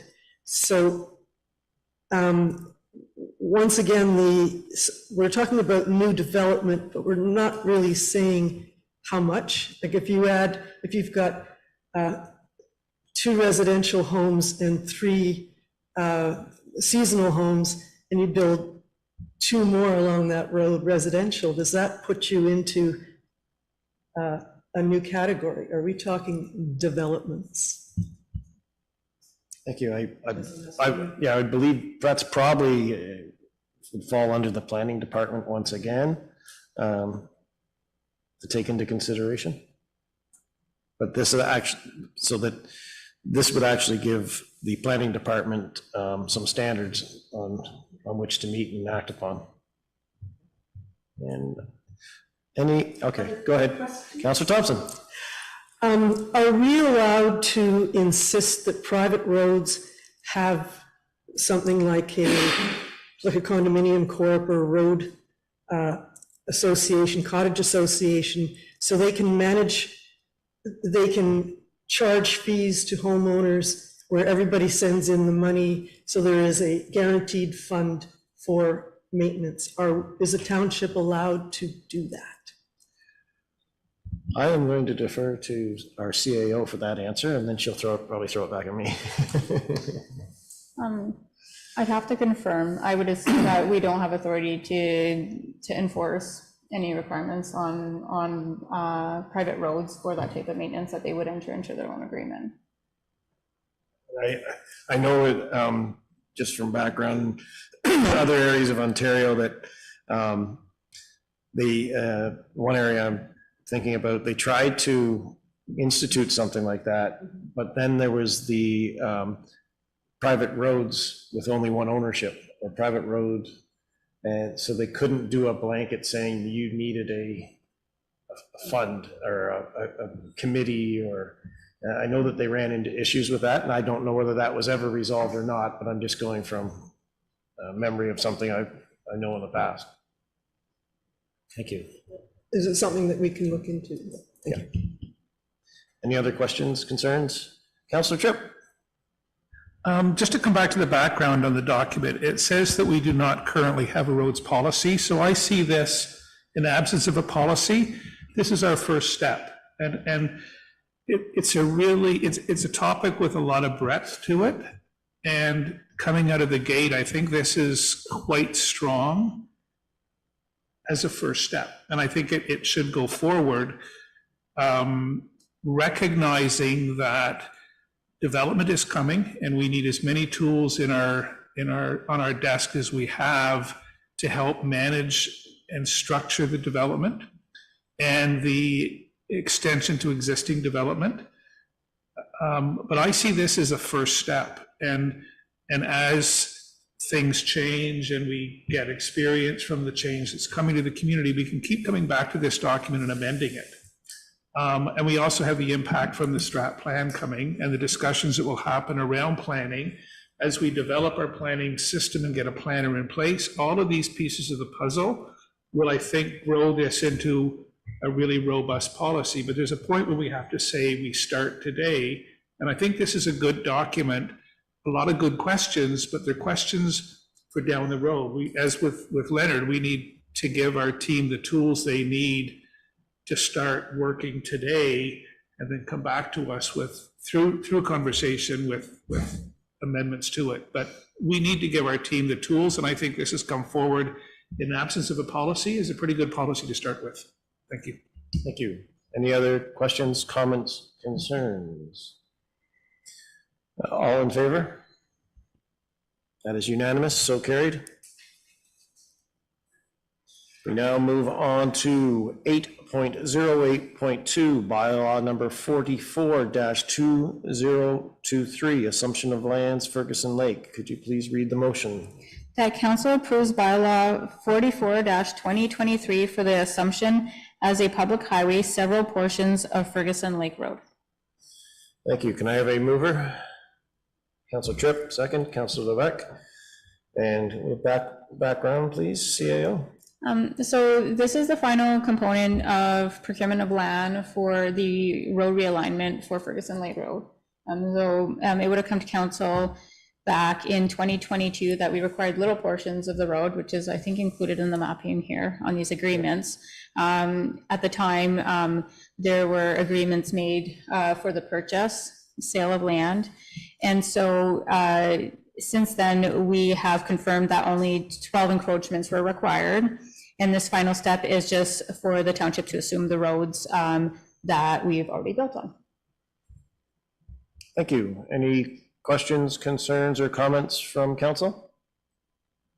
None seen. All in favor? Unanimous, so carried. We have been sitting for an hour and a half right now. Does anybody need a 5-minute break? No, we're all good? Okay, thank you. We'll move on to section 9 now, Protection Services Department. 9.08.1, Fire Department update, information item. Can you, Peter, would you please go ahead? Thank you, Steve. Okay, so this is a memo dedicated to council. This memo intends to provide council with fire department update to July 31st, 2023. This memo will list off main events in direct relation to health and safety and health points and transitions of the fire service and to this point. One of my main focuses when this role came in as fire chief in mid-May included a focus on assessing Greater Madawaska Fire Services in relation to the Ontario Fire Marshal's Office and the Ontario Fire Marshal's directives. I'll start off with the elephant in the room, is the wildfire in Centennial Lake. I'm just going to hit on some main directive points that as I go through here. So fire started on June 4th, mid-afternoon, and Greater Madawaska Fire Services responded. Upon arrival, we noticed that the fire was not in our jurisdiction. It was in the OMNRF jurisdiction, so we made quick notation and had crews respond to that area. To making that call upon that time, crews were supplied by the Ontario government to assist, and we were very limited to resources at that point in time. So at that point in time, we made several calls out to our exterior departments through our county coordinator, and we moved forward to have as many people on the ground as possible as per the OMNRF hiring our services to do so. Basically, we utilized 15 different departments from neighboring townships around the area, all the way down as far as Napanee. And we had the second day of the actual event, we had 53 firefighters on scene. 2 crews of 8 through the OMNRF. Decision was made between the OMNRF team lead and myself to evacuate 7 cottages as a precautionary measure in that first couple of hours of transition. Forestry sprinklers were set up on those 7 cottages to manage those infrastructures if we did get handcuffed by the fire. At that point in time, we're still in the early stages, so we did not know what was taking place and what we were in for. We were severely impeded by the heavy smoke out of Quebec. The Quebec fires were really having a hard time, and the smoke projection was coming right down into the greater Madawaska, right on through the Calabogie area was heavily recognized. So therefore, air support pulling out of Pembroke, where we would normally pull out of, was null and void. So we had to pull air support from Sudbury.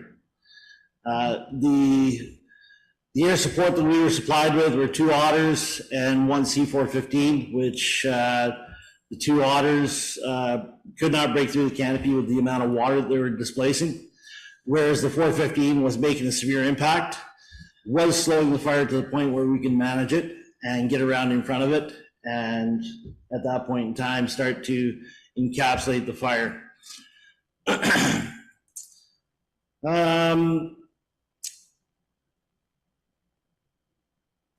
June 10th, mutual aid with other fire departments was decreased, and we started to cut back on our own manpower in case we had something within our own jurisdiction that we could handle at that point in time. We were basically using our manpower as much as we could, as the bylaw and OFM agreements indicate. So at that point in time, I made the call to cut back with manpower of ours. So if we had a structure or another, another situation, we had the manpower that was not all worn out and beat up and could physically do the job that needed to be done. Right into June 16th, where the OMNRF crews remained on scene. At that point in time, we had determined that we had dealt with a 43.7 hectare fire that had solely consumed land at this point in time. And crews remained on scene up until the 23rd, where they actually physically had a helicopter in the air for 2.5 days, doing aerial shots of the projected area that was impacted to minimize rekindle or relight of what we had dealt with. Okay. It was a pretty big fire, and I will take a second to say my hat goes off to the communities that were involved around the area. The outpour of help and supplies was pretty incredible. Not to mention the firefighters. There was firefighters involved with that fire all week that took the week off work used up a week of holidays to be there and be supportive for the community. So a great impact from the fire service back into the community, absolutely. Okay, touch on to public education. Public education, so I've attended St. Joe's Catholic School, introduced myself. At that point in time, we set up a fire alarm, a fire drill for the students, and we went through to see what level of service we needed to provide there. If any, everything went off very well. Right into Canada Day celebrations, we actually got out the Jaws of Life and set up a demonstration for the community to show what that was all about and how the Jaws of Life work and their battery operated and all that good stuff.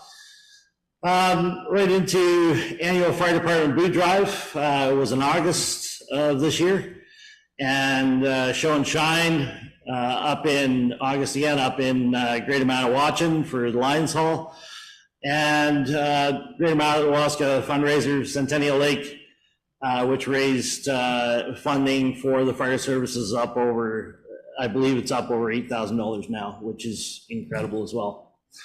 So a great amount of public education is put forward at those events with tables and firefighters handing out legislative material, right down to handing out gifts for the kids and being a part of the public's eye and public's recognition.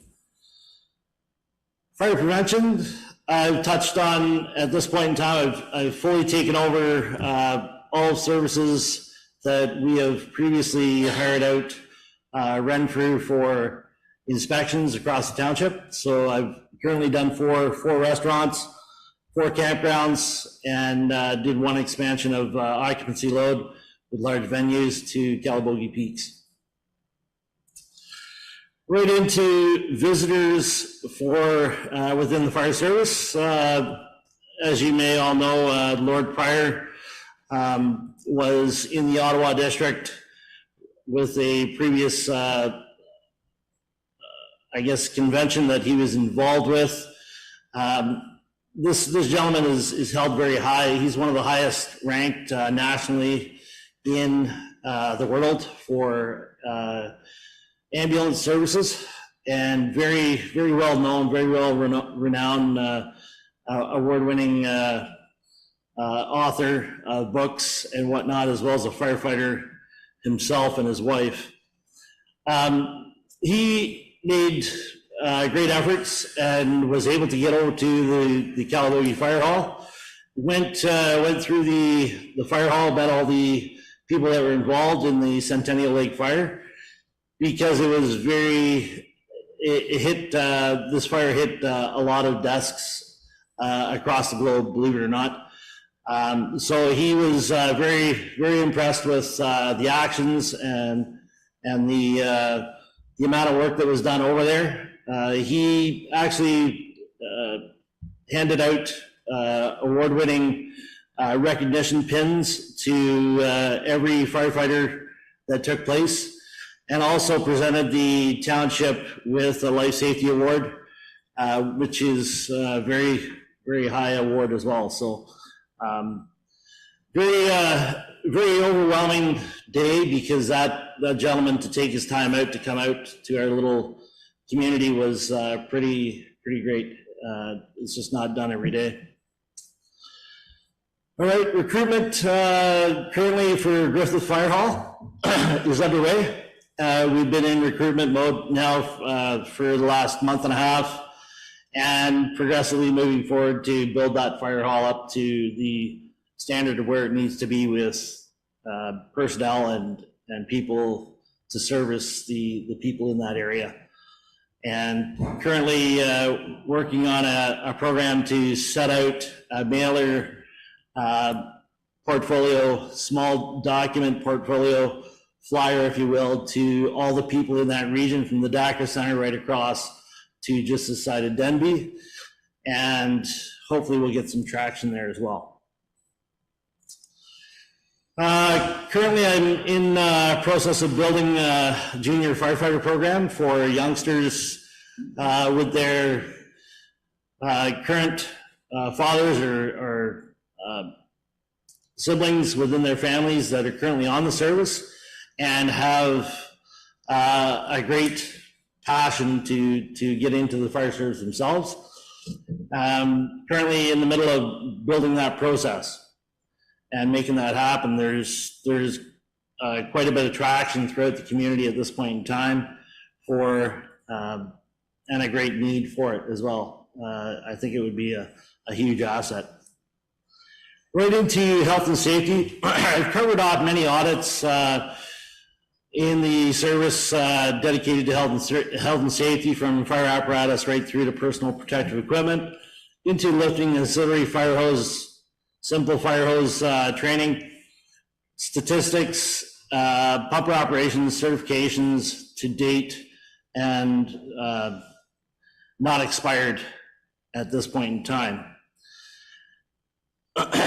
There's a lot of wheels turning, so we're focused on initiatives within the fire department, including the following: providing the firefighters with the opportunity to complete their DZ and have more people and more personnel driving apparatus to respond to the needed areas. NIPA certification for firefighters, which is mandatory by 2024. That's in full swing as well. It's coming down to a deadline, so I'm working diligently on that to have that in place by 2024 with the OFM, as well as the current staff within our fire halls. Basically, at this point, I've reviewed the risk assessment CRA, and currently I'm about halfway through the fire master plan, and have also reviewed the current ENR bylaw set in place for the fire service. Thank you. Any questions from council? Councilor Levesque? Thanks, Peter, for that great report. It's pretty thorough. Question for you. Do you see in the future reports other metrics about calls, like types of calls you get, how many and so on, without getting into obviously details, but absolutely 15 fire calls and 3 MDAs and whatever? Absolutely. So I was going to take a bit of time and talk with the CAO about having this report that I put together for you briefly today, either on a yearly, and you would see those small numbers in there. Currently to date, numbers are over from last year by about 3%, and we're still working within our marginal budget to make numbers meet, even with the big fire. Thank you. Any other questions from council at this time? No, I'd just like to reiterate too what Councilor Levesque mentioned. It's one of the questions I had down here was if we could include the number of calls, time on calls, and that would be greatly appreciated. And just to clarify, it was Lord Pryor was from the Order of St. John? Yes. Yes. Okay, thank you. Just wanted to have that on the record. And yeah, I think that's everything I have for right now, Chief, and thank you for your presentation. Any other questions from council at this time? No, thank you. Okay. Don't go away because you're up again. 9.08.2, Fire Chief Response Vehicle. Please read the motion. That council directs staff to proceed with the procurement of a fire chief response vehicle pickup truck not to exceed $80,000.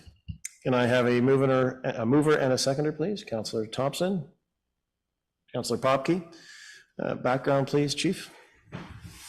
So with regards to the position currently, as Leonard had mentioned, utilizing my own vehicle to respond to any emergency across the township. It impedes a lot with safety, health and safety across the board. It's not equipped to be seen from a large number of areas. I have 4-ways just like everybody else does on their vehicles, so there's no way that in uncircumstantial weather, heavy fog or anything like that, that vehicle is going to stand out from anybody else's. So it creates a number of highlighted issues with myself and with safety.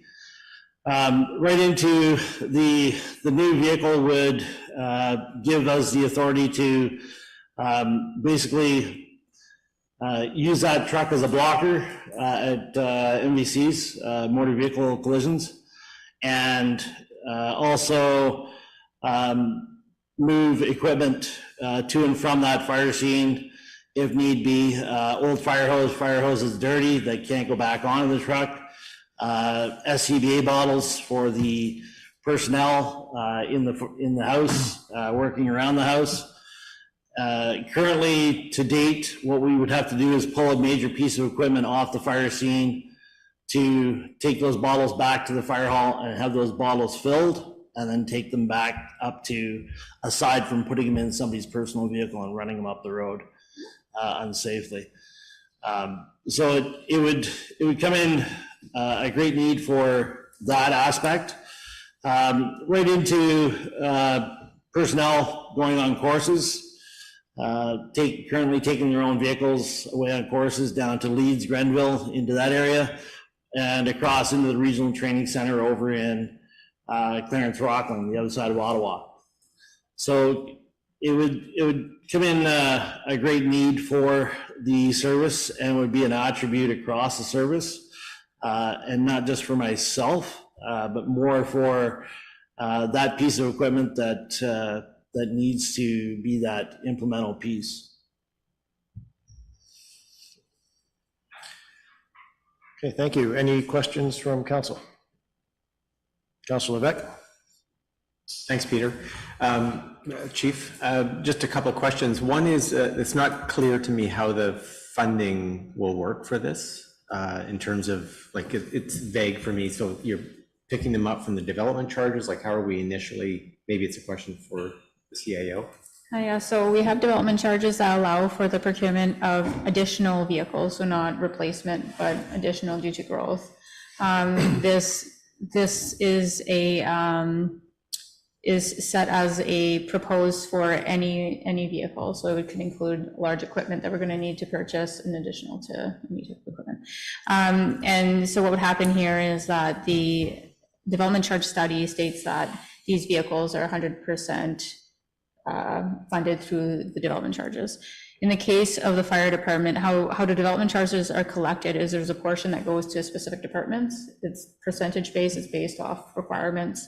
In this case, the development charges for the fire department is approximately $55,000 currently.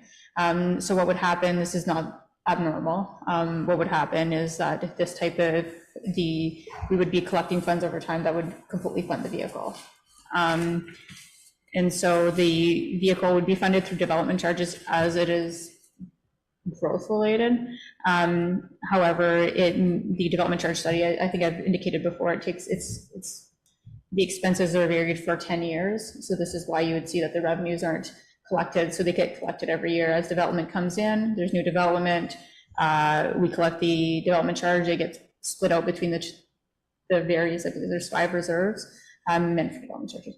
So this is where I would fund it. So initially, is the reserve available for that right now? There is $55,000 approximately of reserve available, and then you may be looking at going into next year to fully fund it, to collect the remaining loan. Okay. Thank you. Supplemental? Second question. Councilor Levesque? In terms of vehicle use, I looked and I couldn't find it, and I don't know if we have a vehicle use policy, and to me, it would apply to all vehicles in use by the staff. Do we have such a thing? Yes, we do have a vehicle use policy. And would it include personal use and other? What it states is that the vehicles for the township are used for business use. So there's no stipulations for personal use. So that, would that include commuting to and from home and things like that, or? The intent of the policy is that the vehicles, it resides on township property and it goes, yeah, it's. Is it explicitly laid out in the policy? Sorry, it's just kind of somebody had asked me the question whether, any vehicles, or in particular this one, would be used for commuting back and forth from personal home to work. I would have to confirm policy. Under CRA, I mean, there's requirements also for reporting for personal use and whatnot. Right. So there's that component, but I'd have to confirm with the policy. Thank you. Any other questions, Councilor Tripp? Thank you, Mayor. So I have a couple of questions in terms of the vehicles. How many, we're looking at a pickup truck, or? Correct. And how many do we have now in the department? That for this specific apparatus, or currently we have 2 pickup trucks that are full of forestry equipment. Okay. In the back of them, they're both pickup trucks are pretty well loaded to their limitations at this point in time. And there's nothing dedicated in place currently for this type of unit. So if you're referring to moving equipment to and from a fire scene or something, simply they could not do that because they're full of other current equipment at this point in time. So what do we do now? It caught me when you mentioned there are hoses that are dirty and can't go back, need to be set. So we don't have a vehicle on site for that now? Currently, there's nothing on site, no, sir. So that's being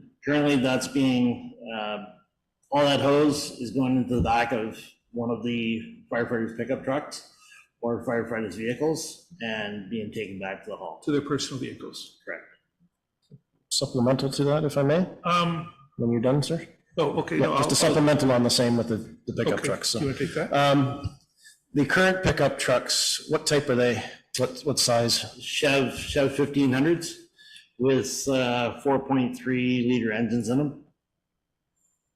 So, and this one we're proposing has got a 5.3 liter engine in it? Correct. Yes, sir.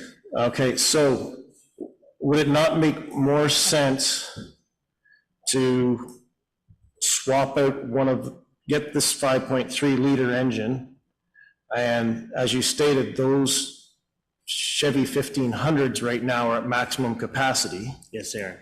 So I think it would make more sense that if we did get this new vehicle, we purpose it for one of those Chev 1500s with the smaller engine and smaller capacity, and then use one of those vehicles as the third vehicle then. I just think if it'd be able to, if at the site at the fire hall, they could haul more stuff that's needed on the larger vehicle, I think that would make sense, and then repurpose one of those for the third vehicle you're suggesting. Councilor Tripp. Thank you. I was heading that way as well, Mayor Weir, because it seems challenging now with just 2 pickup trucks, without question, especially when we're hearing that, people are taking hoses or dirty equipment in their own personal vehicles and liability and all the stuff that goes around that. But as we grow, I'm even wondering, this is coming to us quickly, and my suspicion is there's a bit of time to unpack it, discuss it, and bring it back. Do we look at,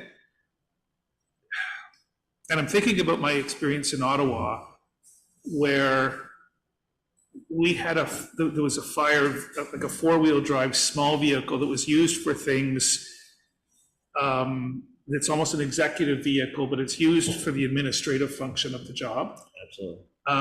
So it's almost looking at, we clearly need, I think, a new vehicle, but I think need to come back and think, do we even go to a 250 to have something that's robust as opposed to just a 150? But really look at the work plan, the needs, the stats, how much use is it going to get? What have we done in the past? Where have the holes been in terms of meeting our need? And is it more than just a truck? Do we have an administrative vehicle with the lights and the stuff that can be on site, can block traffic? Because they're relatively inexpensive. Certainly four-wheel drive, but not a big expensive truck. And then we look at something that is really specific for the need that we have. But it's more than just a discussion for here. I'd like to see more information in terms of what the need is, a bit of stats in terms of what are we actually, what's our risk assessment now with just having two trucks? And to Councillor Leveque's comment about looking at the policy so that the vehicles are here, my understanding is they'd be here on site, that if there is an event, people come grab them and then take them out and go.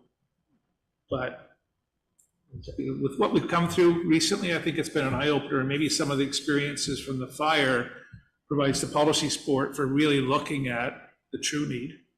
Thank you. Anyway, I'm just throwing that out for suggestion to come back with more information. Thank you. Thank you. So back to your comment, Mayor, is simply the two vehicles that we currently have in place right now, the two Chev pickups bought in 2009. They both currently have racking, a homemade racking system made up on top of the box, if you will, to accommodate hose and equipment and so on and so forth. So I like where you're heading, Councillor Tripp, with going away and looking at this from another couple of different angles, but I'll bring all that information back to the table and let you physically see what we currently have in play today, so you get the gist of exactly what we're dealing with the equipment, and not having the authority to get that equipment onto site like we need to adequately. So, okay, thank you. And I would also ask that you, if we do table this and bring it back, I would also ask you to forecast what other vehicles or apparatuses are we in need of, because we'll have to look at budgeting as well. So that needs to be addressed. So yes, we're looking at the truck right now, but I'd also like to know what do we need down the line, and then we can set prioritization on that type of thing. Councillor Tripp, do you have anything further? It again was in line with that. There's a number of moving parts. So coming back, we heard about one funding initiative at the beginning of council that provides opportunity for growth. We're going to be looking at, if the community is going to go through growth, there will be monies available, but we really need to be strategic with the limited resources. Where do we put the money? And then also the discussion about, if we have 50,000 or 55,000 in the bank now, if we have to go into another year, and it's areas I know nothing about because we're relatively new here, but I'd feel more comfortable with a strong financial report on how this would be funded, because we do need to we're going to have an awful lot of priorities coming at us very quickly. We need to stay on top of our bottom line. Not to say it's not doable, it's just, it helps us really understand the finances, where the money's coming from. If we don't have it, what's the cost? And things like as naive as purchase versus lease. It's an area I know nothing about, but I like Mayor's weird comment about a full report on everything that's kind of on the wish list. Thank you. Do we have any other questions, comments, concerns from council? No, none seen. May I make I'd like to move that we table 9.008.2 Fire Chief's response vehicle until our next regular council meeting in September, and that we request staff to provide more information. I would need a seconder for that move. Councillor Popke, and all in favor? That's unanimous, so carried. So that will be carried over to our next regular council meeting for tabling. Thank you, Chief.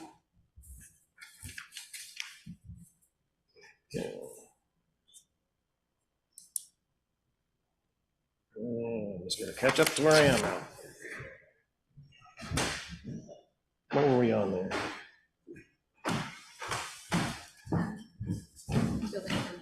There we are. Thank you. We now move on to section 10, Planning and Building Department. 10.08.1, Building Permit Report, Information Item. Chris? Okay, thank you. So this memo is just to inform council of the current building activity as of 2023 till the end of July in comparison to building of 2022. So I'll just maybe just touch on a few points. The number of building permits are a little bit lower than last year, not significantly, but the amount of new residential builds is significantly lower. And then so because of that, the amount of septic permits is lower than last year because obviously with new builds, it comes with a new septic system as well. So the two kind of go hand in hand. Now that being said, 2022 and also 2021, I know throughout just not Greater Madawaska, but throughout the whole county of Renfrew, all other building departments have shown that there was a spike in building in those 2 years. So now this year is more of on a normal or average. If anything, it's actually above average still, but so just to show what is trending. So, thank you. Thank you.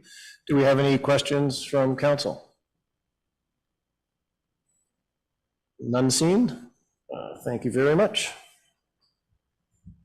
We move on to 10.08.2, bylaw 42-2023, swimming pool bylaw. Please read the motion.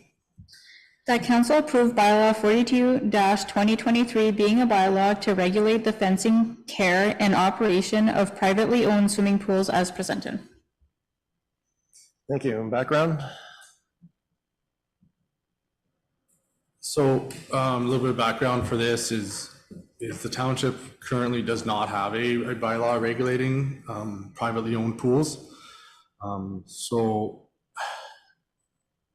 in the past, there has been permits issued for these type of pools, but for the building department to regulate and enforce when we don't have any regulations, I can maybe enforce what I think is best practice, but when we don't actually have it as a bylaw, it makes it very tough. So I think it's important to pass this new bylaw just for the health and safety of the private pool owners and also the general public. Thank you. I should have asked for mover and seconder prior to that background, and my apologies. And Councillor Tripp move, second, Councillor Levesque, my apologies for going out of order on that, but we have had the background now. And is there any questions from council? Councillor Tripp. I quite like this. I think, again, it's like our other bylaw that's coming that's new on around the environment, but we do need to start somewhere. It's a good start. One of the trends that's starting to develop, and it's picking up rapid growth, are infinity pools. They're built onto a cliff, and a lot of the bylaws that have an infinity clause to it provide fences not all the way around, but just on the sides of the infinity pool. So it's built into the cliff, so when you're in the water and you're looking out over the horizon. I'd like to suggest we maybe put a line or two in here to at least acknowledge infinity pools, because it's a different type of fencing requirement. A traditional infinity pool would have a 12-foot drop at the edge, so it negates the ability of an animal or a child or a person to climb up and fall in. It's the same function as a fence, but this, as is written, would require an infinity fence to have, an infinity pool to have fences all the way around, which would negate the entire purpose of the infinity pool. And they are becoming quite popular now with pool builders, if you're on a slope or a hill. Thank you. Thank you. Any other questions or response to that, Chris? So I guess that's something that we could look at. I've never ran into that situation. I think for the fenced area for an infinity pool would be the access to like the deck area of the pool. So like say there was a side yard where how you access the patio area of the pool would need to be fenced and gated, not necessarily maybe the infinity side of the pool, but it is something that we can look at and see it's one of them where we can look at maybe other municipalities if they've incorporated that into their bylaw, and we can simply do something like that. Thank you. I think if you, and it is very new, so understandably, it's something that a lot of new bylaws are coming out in small areas wouldn't have thought of. If you look at them online and see photos, it's logically intuitive that the bylaw would only provide for fences around that part of the pool that is accessible. The front is not to a deck, it's out to open space. So if you're on the side of a cliff or a house on a ledge and you're in the pool, the water is right at the edge of the pool, flows over into a catchment. So you're part of nature. And then the edge would be 6 to 8 feet, so negates the purpose of a fence, but certainly on the sides where people could have access. Have a look at them. And I'm sure there's templates around, and it's not to say this can't go through as is, but just that I think we do need a fence bylaw for protection, but I think we need some flexibility. If not now, then bring it back for an amendment at a different time. Thank you. Thank you. And I think possibly with under section 1 interpretations, enclosure, I think one word would assist with that. Enclosure shall mean fence, wall, other structure, including doors, gates, completely surrounding a pool. It could, we could change that very simply by saying completely surrounding pool access. I think that one word in that one section of interpretation would change would suffice to what you're thinking, I believe. And we don't need to do that at this time. I think we need to move forward with having a bylaw for swimming pools. But I think that would probably be the easiest change for enclosure, the description of enclosure. Could we, Mayor, through you, could we make the motion, approved as amended, and put the word access, put just what you're saying into the bylaw now, and approve it as I will have to defer to our CAO or our clerk for that. I would say that at this time, if you were willing to approve as is, it would allow the CBO time to review other bylaws to see if there's any other wording that should be considered in regards to finny pools. Yeah, so just and there may be other areas of the bylaw that need to be edited a little bit, or we just need to, make sure we're not coming back a second time for no reason. I think that's best what CEO was saying. Thank you. Any other questions, concerns from council? Councilor Popke? Is this all dependent on yard size, or because I know a few people that have pools, have big yards, they're far away from the house. So is this a recommendation, or are we basically saying they're gonna have to go fence in the entire outside of their pool, even though they have a big yard and no neighbors around and anything? So it's not contingent on the size of properties. Every property would have to fall underneath the fencing. Now, I'm not saying you have to fence in your whole yard, it's just the pool area needs to be fenced.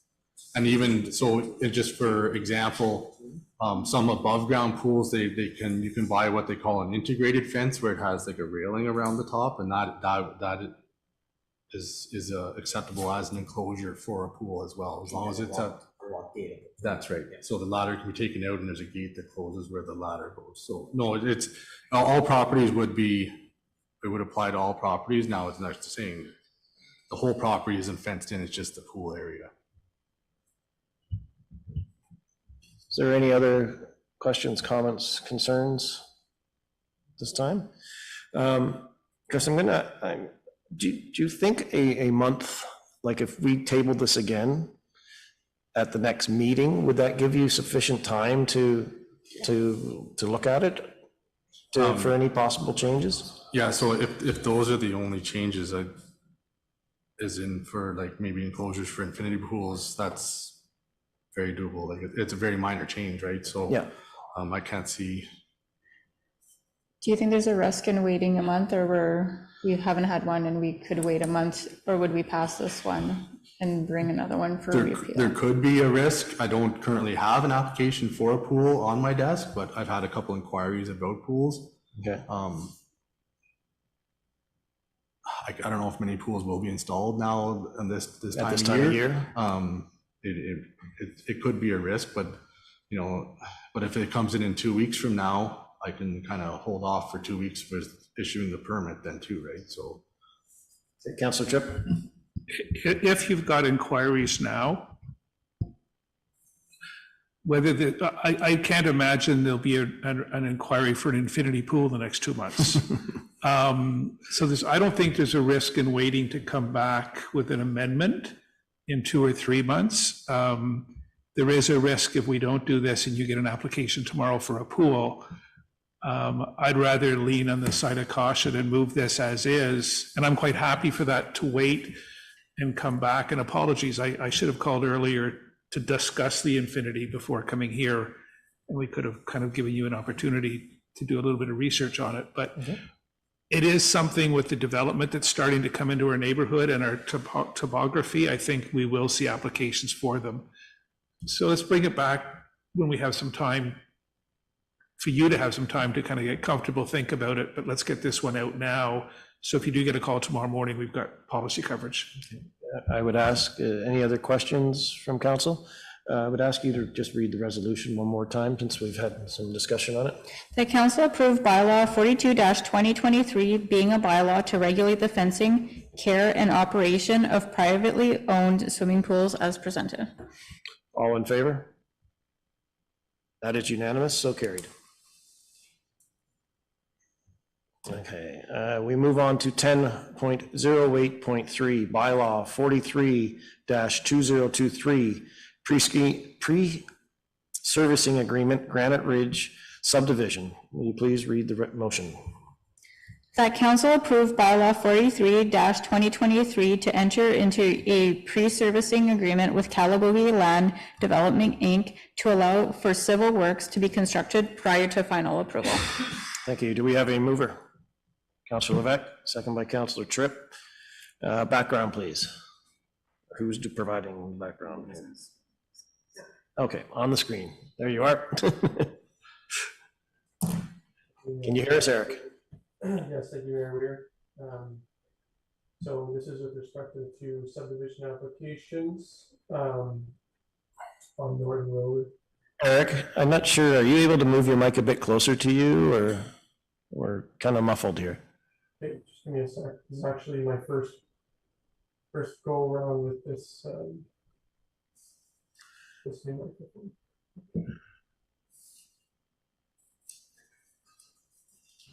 Is that better? Yes, much better. Thank you.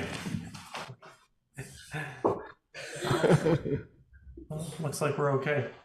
Yeah, okay. Go ahead.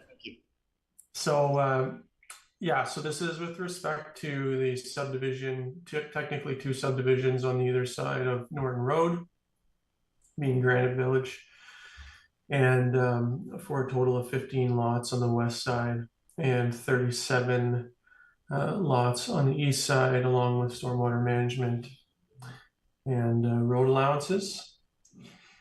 The council supported the draft conditions on June 15th, so we forwarded those to the county. And the developer is still working on, they're going to be submitting their detailed design for review by the township's engineer imminently. We've not received notice that the application's been draft approved yet. So this is a bit, I guess, we're being, I guess, a bit, you could say, coming a bit earlier than is typical with an early servicing agreement even, but no harm really in doing so. This just allows the developer, so once it's executed, there are a number of provisions that will apply to allow the developer to begin servicing, provided that engineering designs are approved, all of the reports and studies are updated and signed off by the peer reviewers. Did note a couple of comments from council the June 15th meeting that they need to incorporate. And once they've done all that and posted securities and insurance, We'll have a pre-construction meeting with the developer, their contractor, and the township engineer. Just kind of coordinate some logistical matters like who gets phone calls when roads aren't cleaned, and making sure that there's suitable notice for any road any traffic disruptions, things of that nature. The county is obviously going to be involved. I mean, it's a county road. And so this just allows them to get started. They did indicate they'd like to do some kind of clearing and grubbing, which is essentially just preparing the land for work. And then begin servicing once they get their designs approved and ECA in place. So that's the essence of this report. Happy to answer any questions. Thank you. Thank you, Eric. Any questions from council? Councillor Thompson? I do. Part of the environmental agreement was a recommendations for fencing, various protections for the endangered areas. Has the builder, and part of that was to train the people he uses to be aware of species at risk and other things. And do you know if that training will have taken place before ground is moved, or if any of these barriers will be up? Yeah, thank you. So that's definitely supposed to happen. Can certainly just follow up and just emphasize that. But I mean, it's like there are so many requirements. At the end of the day, the developer is responsible to implement them. We just don't have the resources to be out there making sure that that everything is being done exactly so. They are required to have their engineer on site supervising the work. Their consultants are very likely to be on site at various points during construction. Unfortunately, we can't have staff out there, township staff, during construction. It's just not it's not practical. I've certainly raised that just as a point of emphasis with the developer. Thank you. Supplemental? Well, one other question was toward the end of the meeting last time, I pointed out that there were no trails in the developments, yet their proposal said it was a walkable community because there were trails. Has there been any follow-up on that? No, there hasn't. So I'm nothing to add to that point. And certainly put the question to them again. I did ask, but they've provided no response. I can speculate that they might be referring to kind of adjacent lands that have trails. Not seeing anywhere they're going to be able to provide trails on site though. Thank you. Any supplemental follow-up? No? Any other questions from council? Councillor Popke? So what happens if we give them permission to go ahead and start doing the road excavation and building the roads, and the draft approval gets denied at the county level? Yeah, it's a great question. The agreement provides specifically that they can't just go ahead and start after they sign this agreement. We have to give them permission to start. So there are a number of kind of triggers that have to be met in the agreement itself. So yeah, they're not going to be able to go ahead and start this until it's draft approved. Yeah.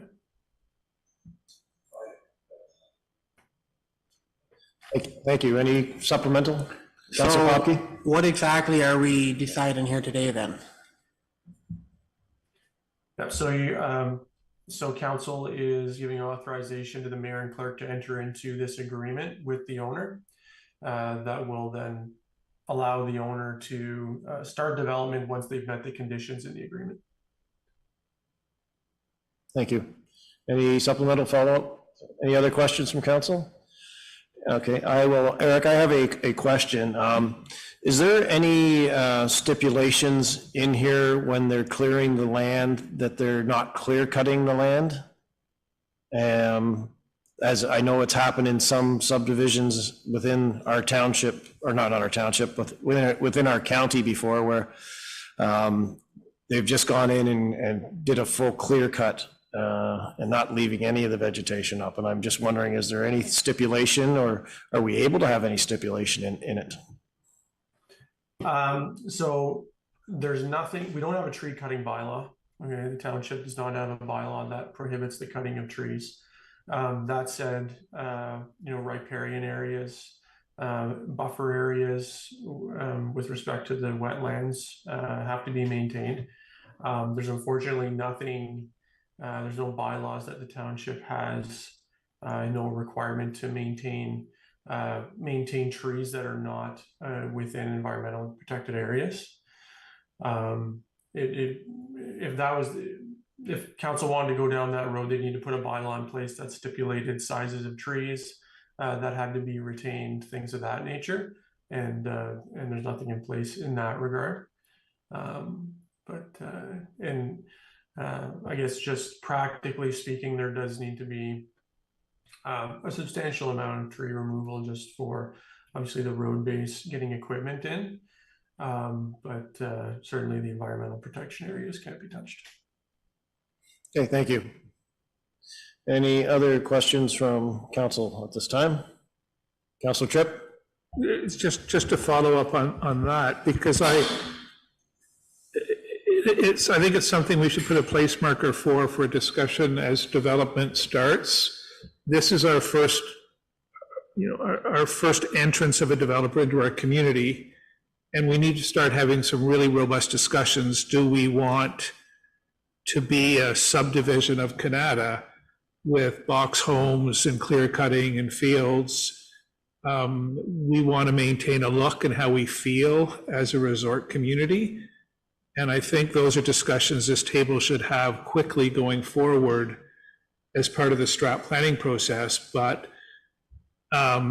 this developer, looking at his plans and his models, gets that. Like his models are interesting. They're not square boxes covered in, they're not a traditional urban community setting, but it is dense. And there are a lot of environmental, there's a lot of visual concerns, and the clear cutting is not just about creating space, it's about water flow, it's about animals.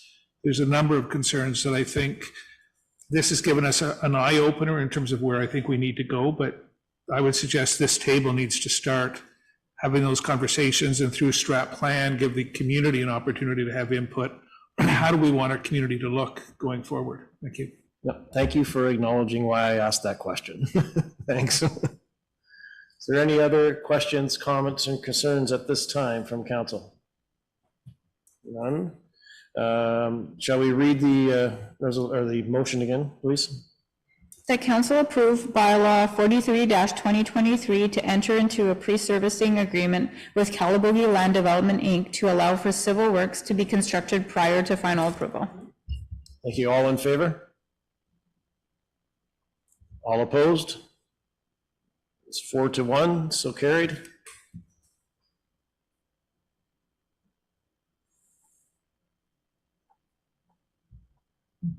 We move on to section 10.08.4, joint use and maintenance agreement, Lower Spruce Head Road. Please read the motion. That council directs staff to engage in negotiations with the Township of McNabb-Braeside regarding a joint use and maintenance agreement for an unopened road allowance located between lot 16 and lot 17 in the geographic township of Baguette. And I have a mover, Councillor Levesque, second, Councillor Popke. Eric, could you please provide background for us? Yes, thank you, Mayor Weir. So this is, staff are looking for direction from council to undertake negotiations with the Township of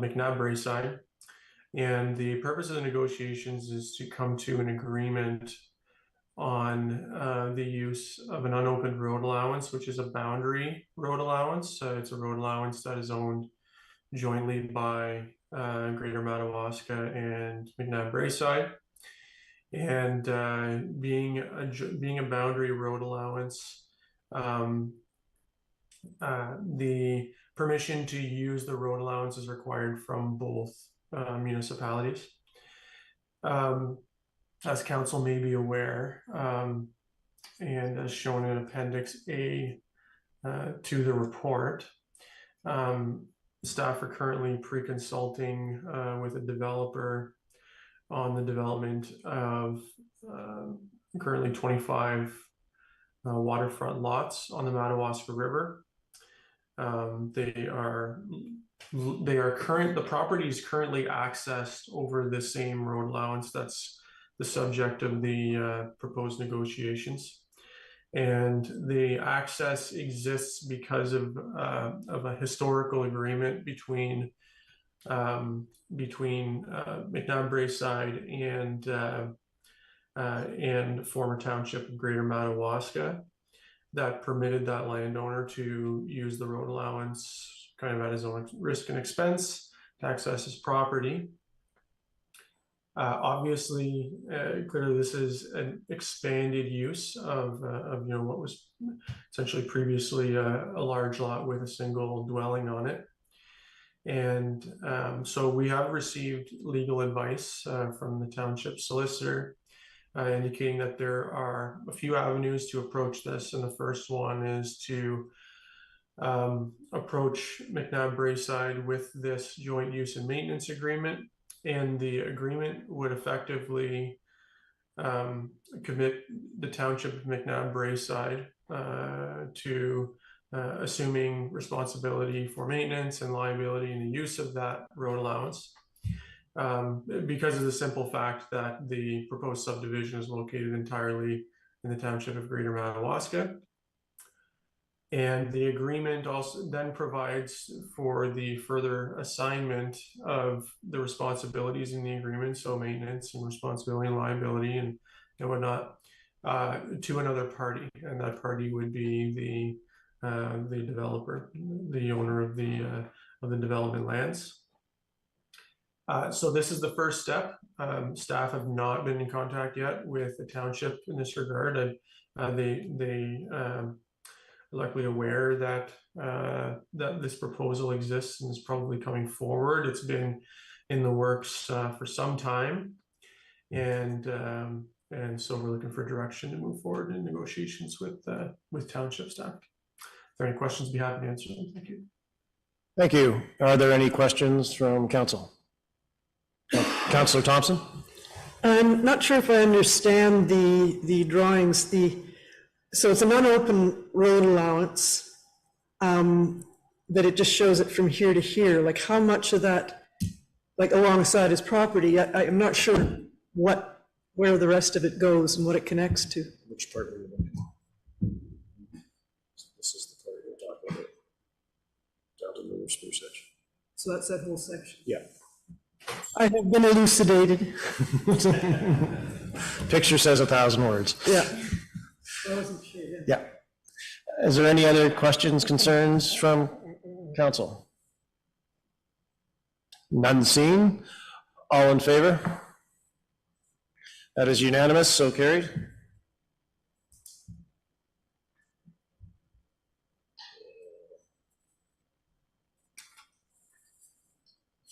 What else do we have? 10, what did we just do there? 10 point.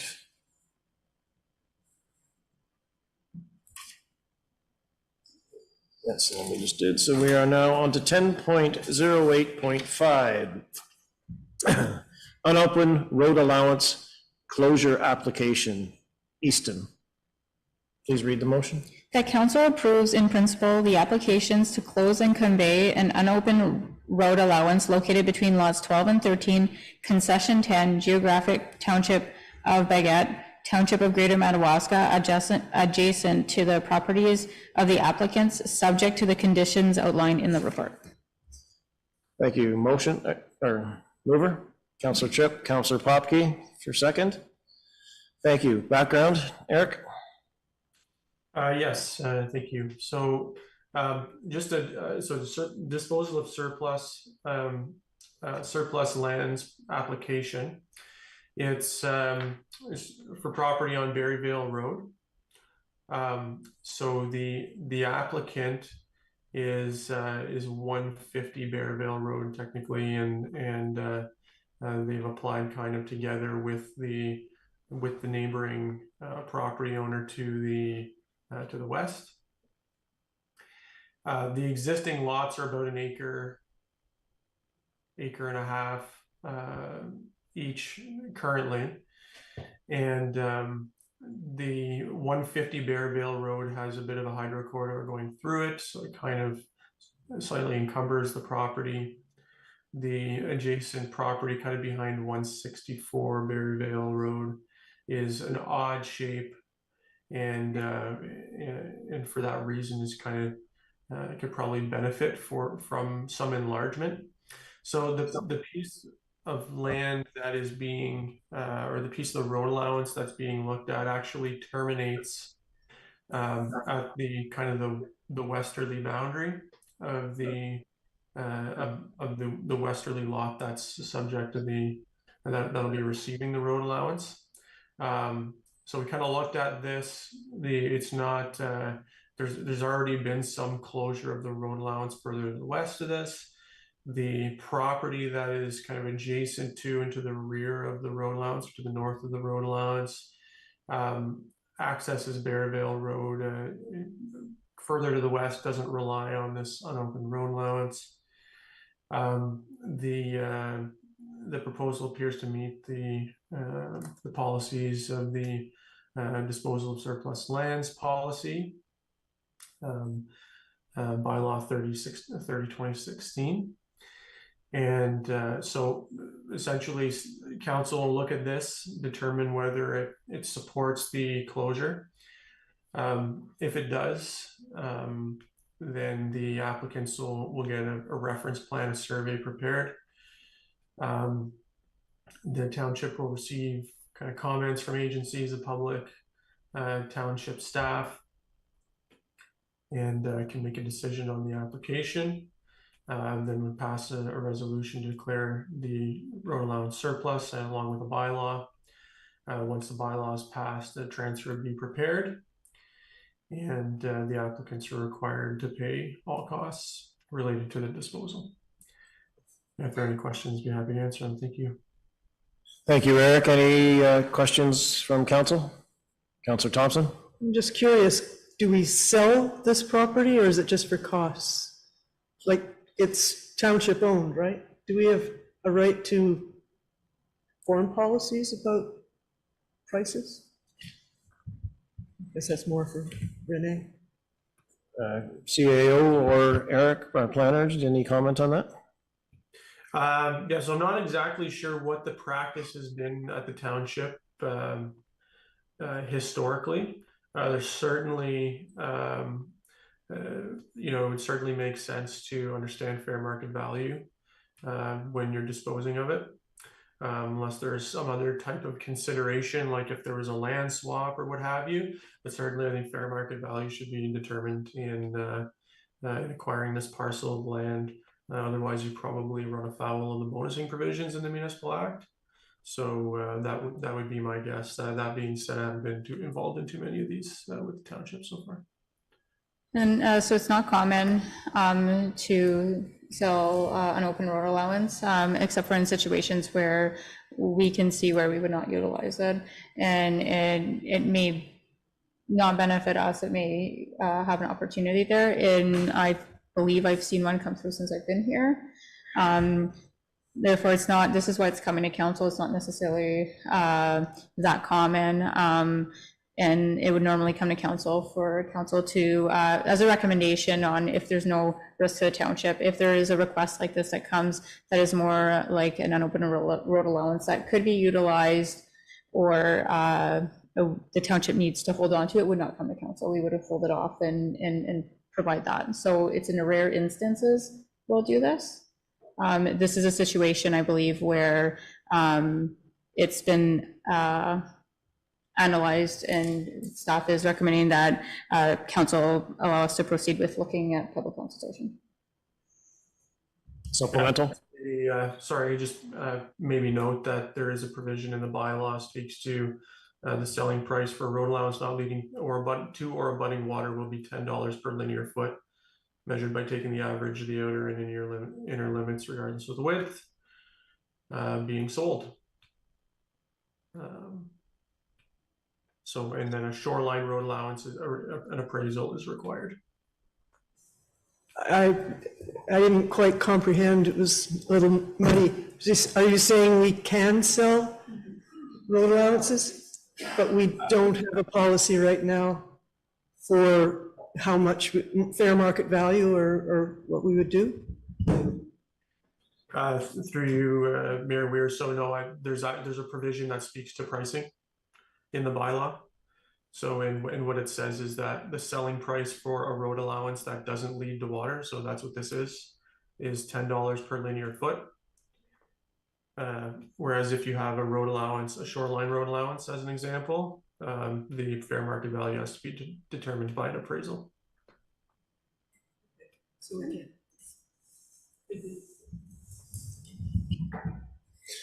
Any other questions, comments? Councillor Popke. So if we were to get rid of this chunk of road allowance, what happens, say, in the future? It almost renders that whole road allowance useless if we cannot access it through that corner of that pie-shaped property there. So if something in the future comes up where you potentially need that road allowance, are we not sort of cutting ourselves off?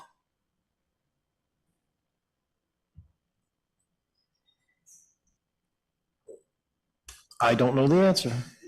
I can speak to that if you'd like. So the road allowance actually already terminates right at the westerly limit of one of these properties here.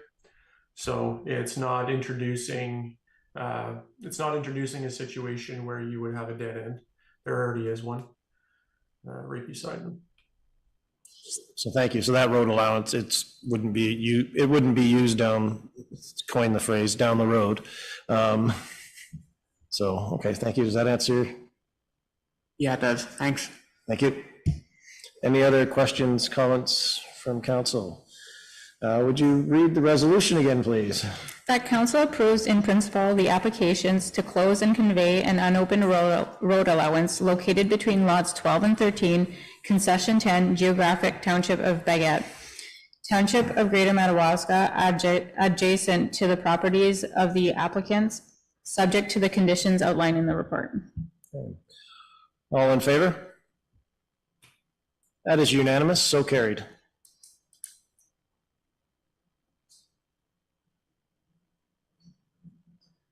We have now been sitting for 2.5 hours. Does anybody need a break? I'm getting some nods. I would suggest a 10-minute break if that works for everybody.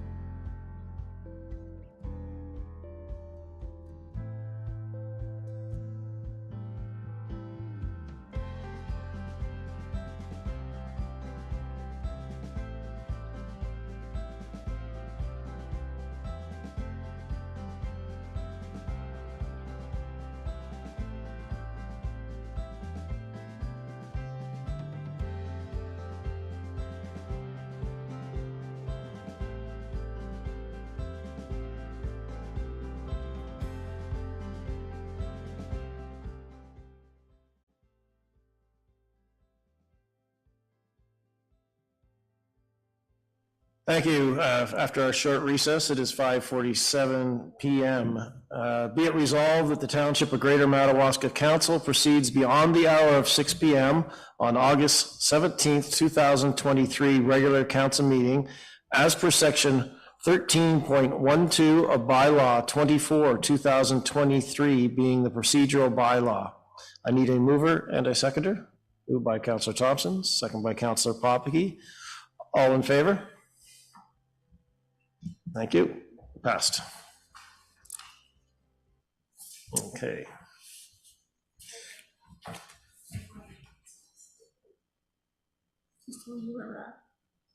Oh, okay. Thanks.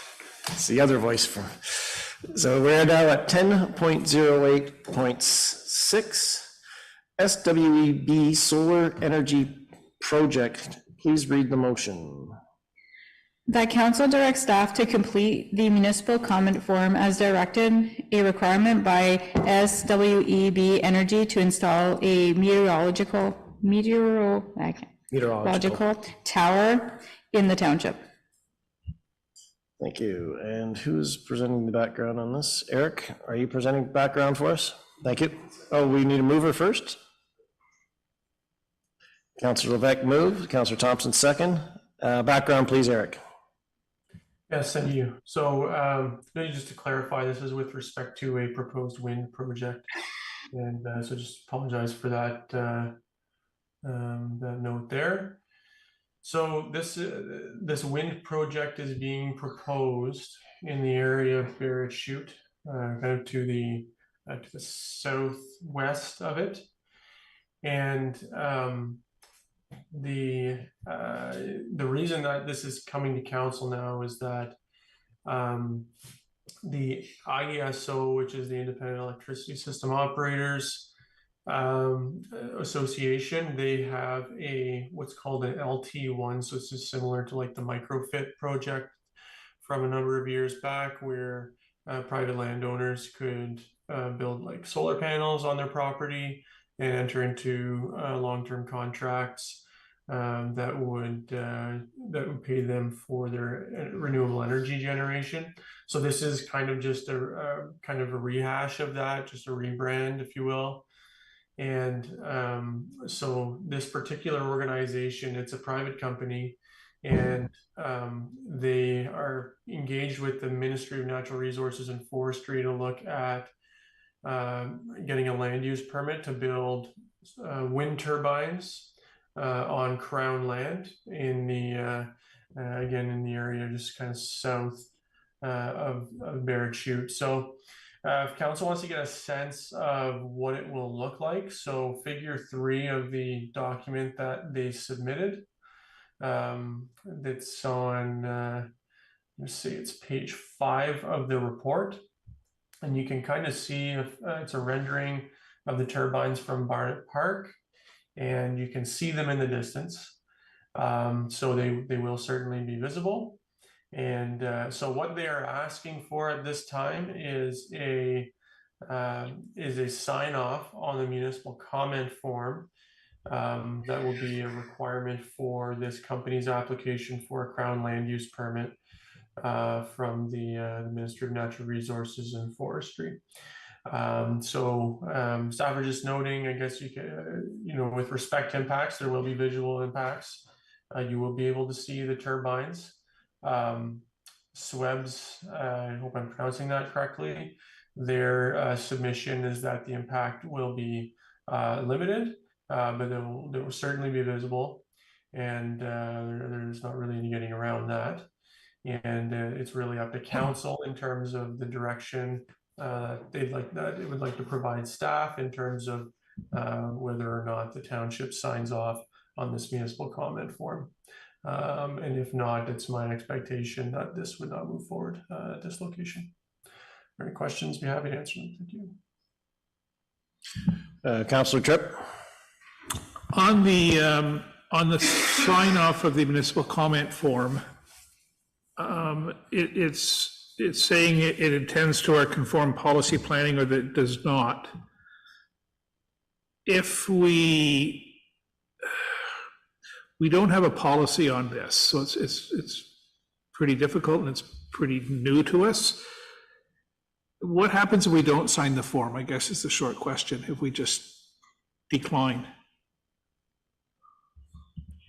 That's a good question. It's my first time through this this process myself. It's a bit of an odd wording on the form because our policies don't apply to Crown land. So certainly our land use planning policies don't. So even if we had them, they'd be of no force and effect. So, you know, I think that the township would be free to indicate that it just generally doesn't support the proposal if that's the pleasure of council, and then we could certainly follow up on anything that comes from that. Thank you. Supplemental, Council Tripp. Thank you. So the concern I have is it's challenging with Crown land and M&R. From what I understand, this is a private company that would erect these and then sell the power back into the grid is my understanding. So it's a money generator for them. We're at a really interesting spot in our township.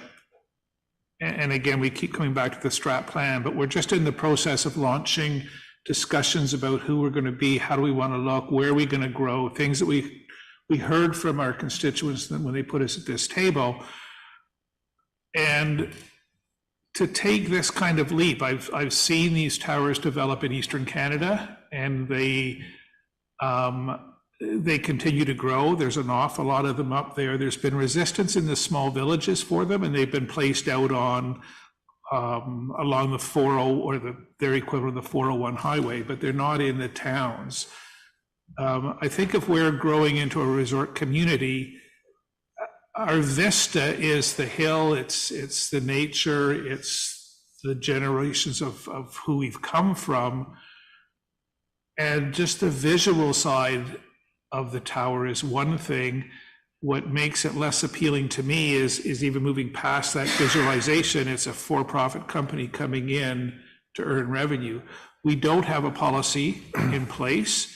Perhaps if we postponed, and again, this is a dialogue during our community consultation, maybe we have a policy that it's not a road we want to go down. I'm nervous once the door is opened, it could really change the look and feel when we're talking about the visual, not even to get into the issues of migratory birds and species and other things like that. So I have an awful lot of questions, and I'm a little anxious that they're coming to us, even when we read the report.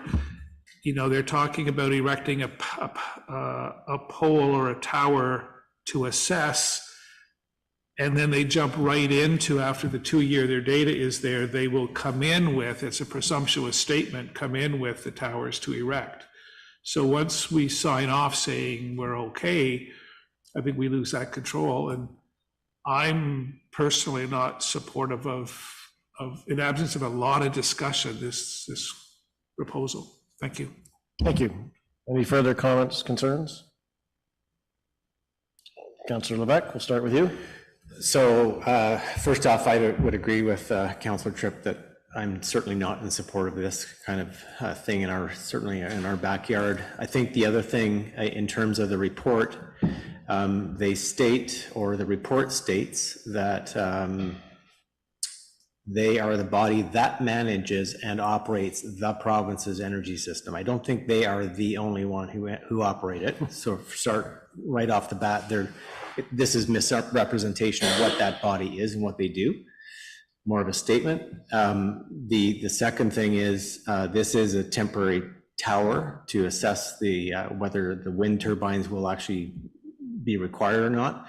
And then the third part is back to what our role is and what our jurisdiction is on Crown land. So if we turn this request down, what's actually the impact of us doing that? Is it only a statement from the township to say that we don't support it and that's it, and they can still continue it? So I think it would be helpful for us to get clarity on what the impact of us turning this down is, and also what the impact on the longer term project, which happens after 18 months by doing so. So if we turn it down, does that mean we turn down the whole project from our perspective? Or is it only the tower now, and we will have another option later to vote on the project itself? And again, in both cases, what jurisdiction do we have given it's on Crown land? So a lot of questions, Eric, I know, but it's a big one. I'm assuming those are questions that you don't want it answered immediately, that he can get back to you. I just wanted to clarify that for him. Eric cannot do that, obviously. But I guess in moving forward, I'm sure you're going to propose something, but I don't know how we can move forward on this. Councillor Tripp. Just to follow up to Councillor Levesque, they're talking in their note about, they have a mandate or a mandatory requirement to achieve municipal support from the local municipality. So this is their first ask to us to get support. We do want to clarify, but in absence of support, I'm not sure if they need to now look for a secondary location or an alternative location. But I'd be very careful. And I'm looking for the spot that I read earlier today in the report, but something to the effect that once they've got the data, they would move to construct the tower or the wind. It's not we're now going to come back and ask for permission for second. Once we give the tower permission, then after their data is in, they move to build. And they're not talking about how many. And this is what's happened in Eastern Canada. 1 or 2 towers would go up, or windmills, and then there's a plethora of them because it's a revenue system. And I don't see the benefit to the community other than our visual loss and another corporation coming in pulling the energy and selling it back at their profit. And this is a corporation it's global. It's based in Europe with tentacles around the world. It doesn't fit in line, I think, with where we're heading as a community. Thank you. Councillor Thompson. I don't think right now we are, the 5 of us, equipped to be able to say what the community wants. We haven't asked the community, we don't have a policy. I mean, there might be a great groundswell of people say, yes, we need clean energy. I mean, this could be a project, it's far enough away, it's not in a built-up area, but right now, plus I don't know what authority we have other than them telling us they need our approval. I don't know what authority we have to say yes or no. My experience has been looking into towers on private property, and they were really hard to stop. It's the same as putting up a tower for Rogers. You've got the immediate neighbors, and if they don't object, and it's not within, a certain distance, then they go up if the contract has been signed. Now, this is Crown land, and these are windmills, which are way different than cell towers. I don't feel we know enough about our authority, what the rules are, if we can be overridden by the province, if it's on Crown land or the federal.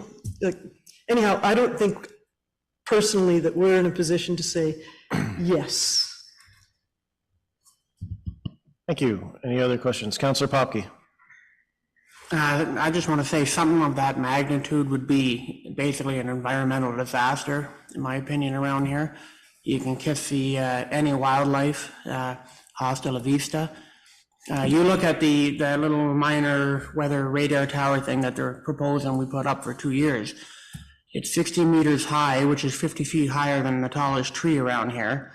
And they're going to need at least 2.5 acres, if not more, to put the guy wires in to support this tower. That's just a little wee tower. You start putting in all these giant windmills, and you're going to have to clear cut basically the entire forest down to have these things running. So I'm definitely not in support of it. Councillor Tripp. Thank you. Again, just reading under request for Township of Greater Madawaska. Upon review of the policies and bylaws, we've not found language that prohibits the development of wind energy, which is true. We don't have a policy. If the township determines at this stage that wind energy is not something that they're willing to accommodate within their boundaries, then please advise us as such. So it's a clear question, is are we supportive or not? Not at this point. And I would suggest not at this point. Yeah, not at this point. Thank you. Any other questions, comments? Okay. Eric, I think there's an overwhelming indication that at this time two things, we're not in favor of the windmills being here, and also that we don't have enough background from the community on whether to say that we would like them. But my main concern is our document from our Ontario provincial government that is attached to this, and a municipal comment form, disposition of Crown land. In the matter, the applicant, we the municipality, our options that they give us, the intended use conforms to our planning policies, or the intended use does not conform to them. And they do have a spot for comments. So I'm going to defer to our CAO and you, Eric, on, I would really like to send this back with a comment, but I think that comment needs to be drafted by a solicitor, because just having the two check boxes there, it either complies to our policy, doesn't comply to our policy, and we don't have a policy. So how do we protect ourselves from them coming back against us and saying, well, you didn't have any policies in place and you couldn't object to it because it's against your policies because you don't have any policies in place. So I think we need something from a solicitor expressing the sentiment that we do not currently have a policy in place. However, at this time, we are not in favor of the use of the Crown land within the township of Greater Madawaska for the purpose of collecting data for wind energy and then having the towers here in the long run. But I think we need something sent back from a solicitor, I think, to clarify that. We can work on that on the backside. I've worked on a bit of a recommendation that allows us to do so. So it would be that council direct staff to submit a letter drafted by a solicitor opposing the project. So would you submit a letter to Sub Energy? This way we can draft it in the background, we could verify with a solicitor and send it off. Yep, thank you. Councilor Tripp. And following that, could we move to put in place a policy? I think even if it's a temporary policy that, you know, from this table sets the policy, and then it comes to a discussion when we get into the environmental aspects of the strat plan. And if we're overridden through strat plan, we can revise that policy if there is a groundwell of support for this. I'm not optimistic of that. I think if we set a policy now, it gives us a little extra support. Thank you. Any questions, comments, Councilor Levesque? Just supplemental to that, if we do put a policy in place, what's the scope? Is it wind turbines only? Is it wind, or is it solar? Is it everything? So just something for consideration. Okay. Thank you. Councilor Thompson? How would we, so we have to do this, yes or no? Can we add to whatever verbiage you're doing something about, because we're in the process of developing plans, and then we'll give some thought down the road as to how we're going to deal with this in the future? Or are we talking about today leaving this meeting saying no until? Correct. Okay, no until. Okay, thank you. Yeah. So could you read the resolution? That council directs staff to submit a letter to SWEB Energy drafted by a solicitor opposing the project to install meteorological tower in the township. Thank you. Do we have a mover? Or reuse of wind turbines. Well, I think we're doing a response to the request for the tower that we're addressing right now. Yeah, move. Councilor Tripp, mover, second. Councilor Levesque, all in favor? It's unanimous. We will have a solicitor draw up a letter for us in response. Thank you. We are now moving on to 10.08.7, radio communication tower application. Please read the motion. That council authorize the use of Rogers Communication, Inc. to complete municipal consultation directly with the Township of Greater Madawaska for the proposed Eorn Cell Gap site known as C8498 Highway 41 and Jewelry Creek Road. Thank you. Do we have a mover? Councillor Tripp, second. Councillor Thompson. And background, please. So in 2015, the township entered into an agreement with what they would call CRENS, which is the Canadian Radio Communications Information and Notification Service. The intent of the agreement was for this organization, CRENS, to provide a service to the township when it came to radio communication towers. So what it would do is it would provide this support for completing public consultation and the requirement paperwork to for the approval of a tower. In 2021, EON, which is Eastern Ontario Regional Network, awarded the radio communication project for Rogers, or to Rogers. So Rogers has been, they've presented to council, they've been working on proceeding with the requirements to receive approval for construction of these towers. At that time, the project included 6 radio communication towers. I verified with EORN, and we've already had 5 complete all stages. So there's a 5 ISED steps that are identified in this report. They're at step 5 for each of these, or for 5 of the towers. During these processes, it's been brought to township attention and to staff that there were some maybe concerns regarding the process with CRENS. Additionally, since we've entered into the agreement with 2015 with CRENS, similar to other municipalities, the process has changed where the township is not required to complete the process anymore, requiring CRENS. Now the proponent, which in this situation is Rogers, is able to complete all the requirements. So at this point, when we do these, we complete the towers, we have the township, we have CRENS doing some of the process, and then we have Rogers. So it's this middle piece to the process. In this, so we have 1 tower left remaining, and we had discussed with Rogers and with EORN the idea of completing this final tower directly through Rogers. This allows us the opportunity to see the process and better understand what capacity or requirements would be required from staff here if we're able to do it in-house with the proponents for future towers. Because we don't know when there will be towers, this is an opportunity to try it while it's still fresh. So the recommendation is to stray away from the agreement with CRENS at this point and do a trial with Rogers to complete the final tower. Thank you. Any questions, concern? Councillor Lebec? If we do that, what's the impact? Are there any penalties that we would incur otherwise?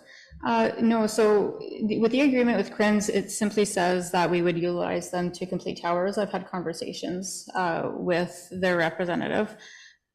So in this case, the agreement, the resolution at the time said that we would proceed this way. There's not necessarily a big staple of an agreement in place. So it allows us to explore options. I think other municipalities are exploring those options also. I think we're in a good position to explore it with 1 last tower and then prepare us for the future. Thank you. Any other questions, comments? Councillor Popke. If we go with the Rogers Tower, how does that affect people with Bell? Like, is Bell still going to be able to operate in the same zones? My understanding is that the towers, we're not in a position to choose the towers. And so what happened is Eorn went out for contract, Bell and Rogers competed. Rogers won the completion of putting up these telecommunication towers. So in this situation, other than completing the municipal process, the tower in consultation piece, the towers mainly proceed without us. I mean, not without us, but they require a consultation piece, but there's no staple to where we have a say, I guess, in who does it and how they do it. Yeah. I think just to clarify that, I think CRINS is just the front end process owner. The tower and the decision of Rogers versus Bell, that's already done. It's like a separate thing, that the tower itself is managed by them. And the front end process owner was CRINS, which has been slow, and what we do is just we streamline that process now with them, with us dealing directly with the carrier. I think what we're speaking to on this resolution or motion is that we have been using CRINS in the past. We have this one tower on Highway 41, Dorley Creek, and this is a time that we can try doing it directly with the proponent. Rogers, it happens to be Rogers this time because that's who got awarded it. It allows staff to try to see how the communications goes between, instead of having that middleman or middle entity, how staff can deal directly with the proponent. And and if it goes smooth, then we know we can do it that way in the future, or if we have bumps in the road. So this is like a learning process where staff can work with the proponent directly. And that way, going in the future, if we do have more towers coming up or anything else, then do we need CRINS or don't we need CRINS? And this is a one-off right now to see how it flows. Thank you. Any other questions? I know there are people here who are visiting today who are concerned about a tower that's already up that CRINS has handled. Could you explain the status of? That's not part of what we're discussing today. Well, we're discussing whether or not to stay with CRINS, and I think CRINS is, it's important, right, to help base our judgment on this, is to know.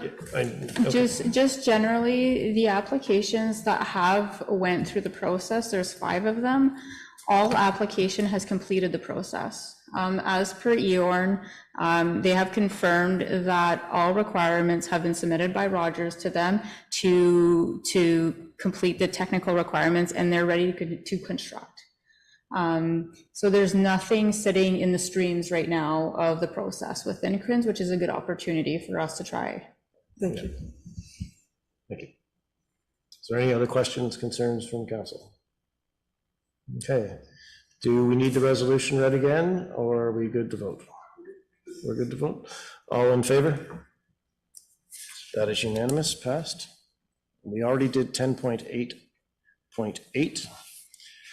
We now move on to section 11.08.1, Finance Administration Department, 117 Volunteer Recognition Policy. Please read the motion. That council approve the revised version of policy 1- I'd ask you to use that door if you would, please. Are you able to use that door? Yeah, thank you.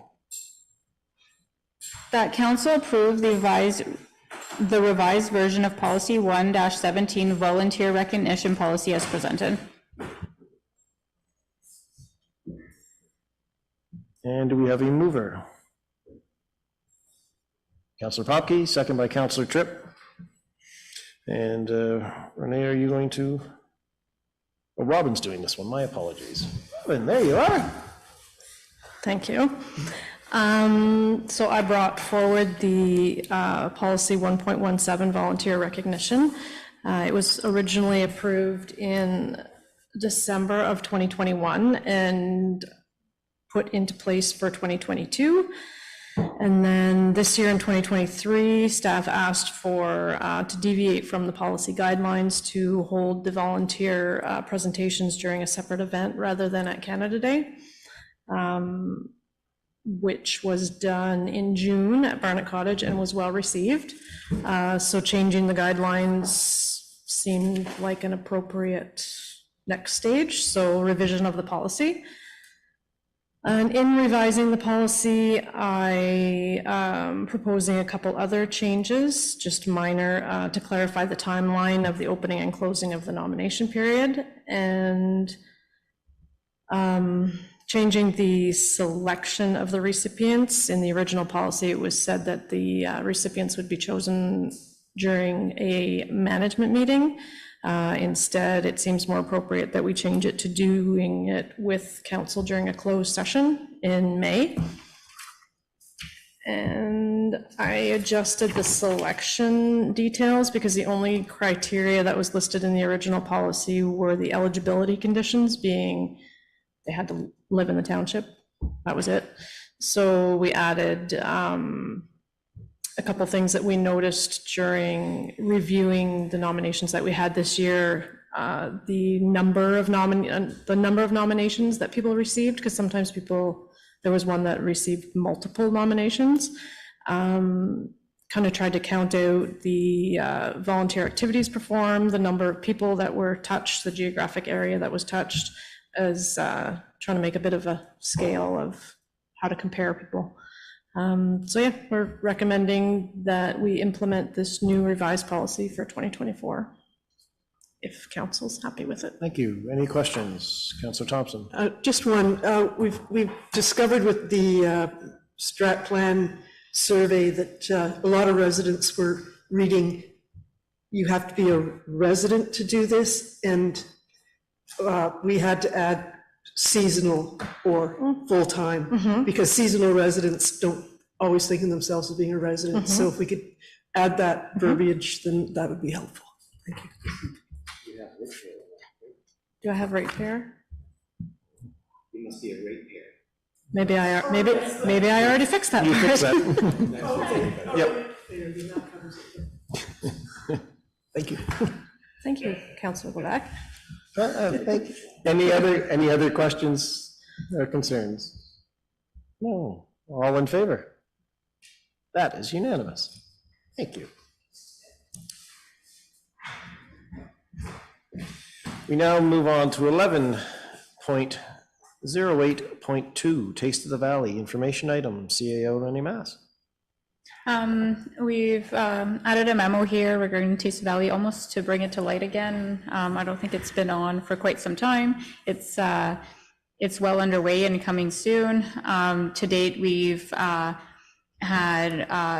county has confirmed that there are 58 vendors that have signed up, and on which 16 of them are farmers. And then we're working to actually increase marketing. So council approved funds for marketing and entertainment of the event back in April. We're looking at advertising a bit more just to increase, I guess, the knowledge or awareness of the event for our residents.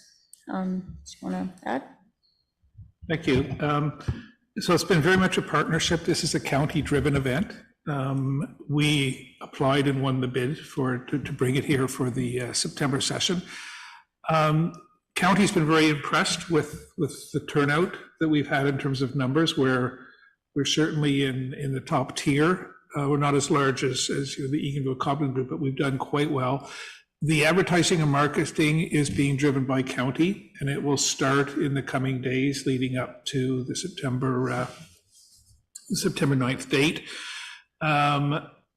The rink will be full. There's a lot of people, there's a lot of logistics. The Lions Club is heavily involved with volunteers, and then other volunteers are being brought in to help. Parking, you'll see washroom facilities coming in. There's been a little bit of shifting around to the grounds and how the layout is going to be done, but it's been a very strong project. We've done very well with our team in terms of working with county on logistics and site layout and marketing of the floors. It will be a busy day. There will be entertainment and music going throughout the event. We expect a large turnout coming into the town, which is good, and it's a chance to showcase who we are. So the county's been very pleased with the engagement with us, and I think in terms of what our team has done, at the committee level, both within township staff, but also the Lions Club and our volunteers that have been working with the existing farmers market. So it's a good news story. Wanted to get it to this table so that you'll hear the ads and know in advance where it's coming from. Thank you. Thank you. Any other questions, comments? Councillor Popke? I just want to, when is this taking place? September the 9th, which is a Saturday. Okay.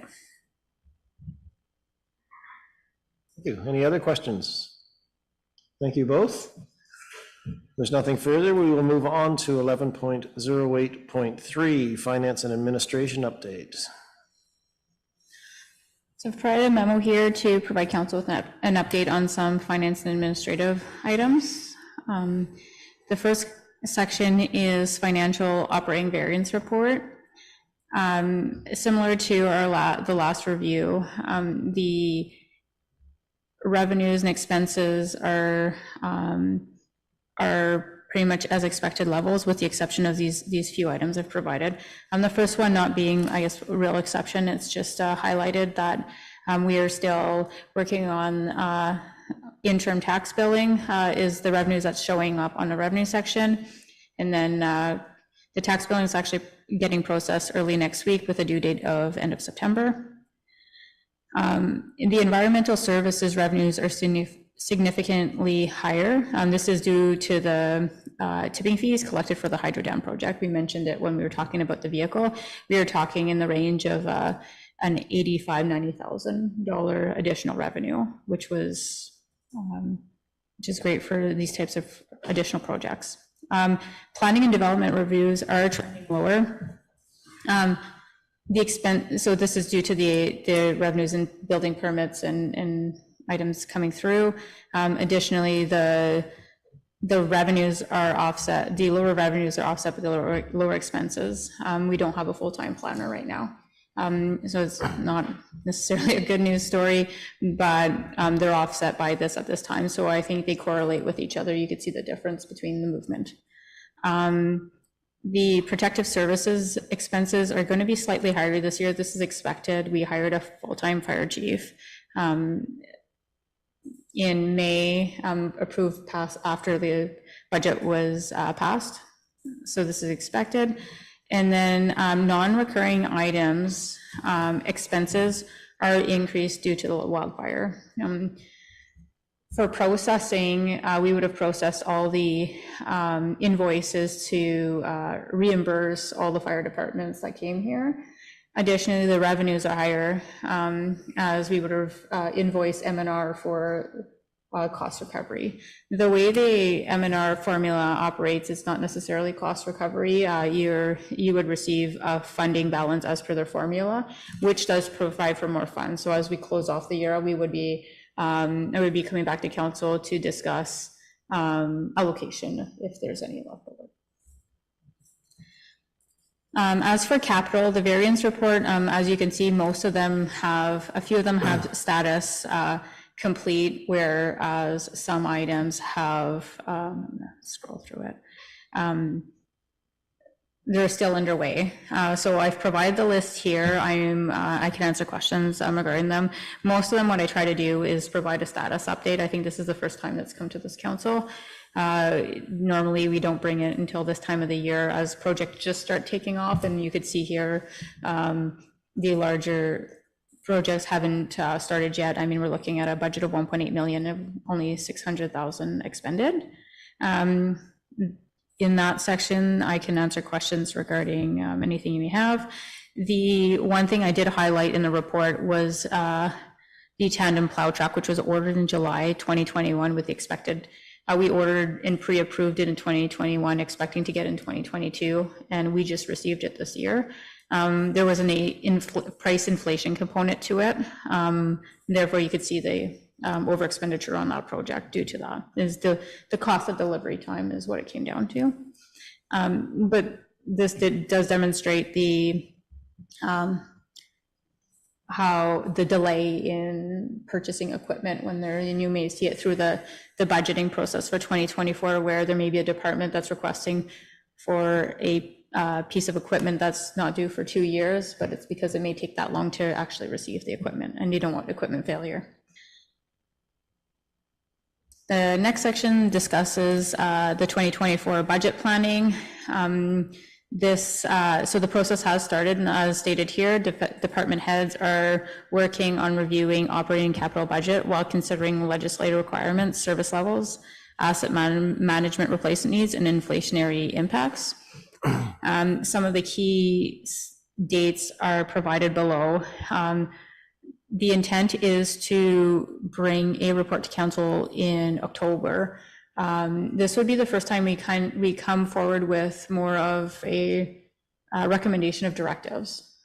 This may include inflationary, the cost of living increases, these types of components, to feed into us developing the budget while having knowledge of council expectation. So this will come first.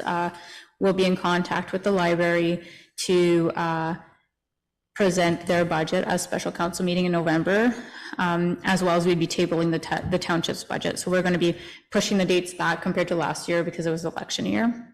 So the intent here is to have budget deliberations going into December. This way it allows for any recommendations, questions to be addressed between that period and in January. And then when we go into January, we would determine a date where we would review again, and then depending on the outfall and how council wants to proceed, we'd be passing the budget January, February. There's a bit of a blurb here about the Rural Economic Development Grant that we received. So we were successful in the application that was sent in January. This is a collaboration with Whitewater Region, and the project cost is estimated for $60,000.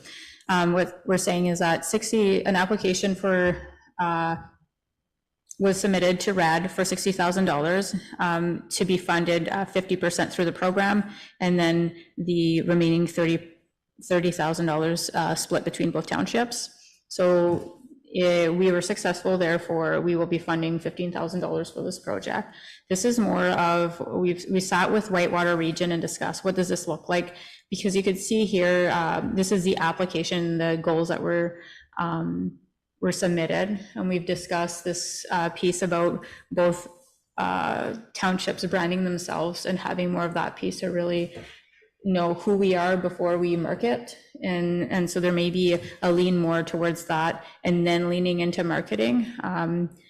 So we're working on a draft RFP right now to make sure we include everything we would want to be able to receive a good campaign or promotional campaign at the end of this project.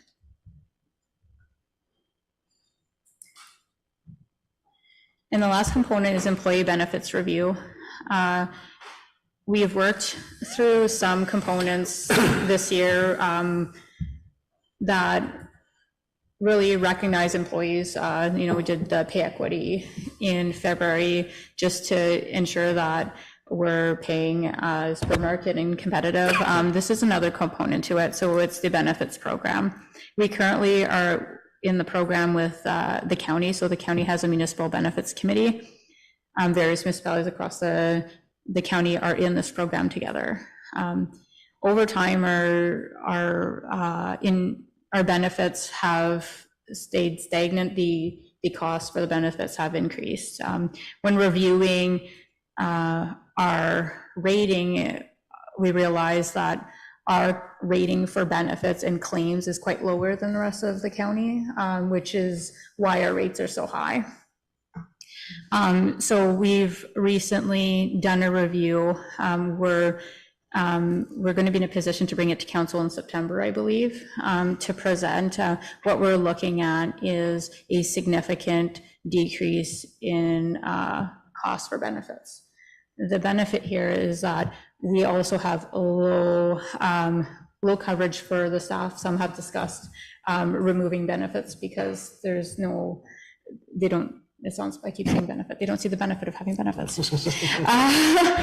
So in this, because of the significant savings, we have an opportunity to actually buy back benefits and buy and increase that piece to be more competitive. So there's been a market analysis on benefits, which is completed by an external company, and they've compared where the benchmarking is and where we are, and we're able to review that, and this will be coming forward. So it's kind of a good news story where we'll still be seeing a decrease in cost for benefits while increasing the benefits offered to employees.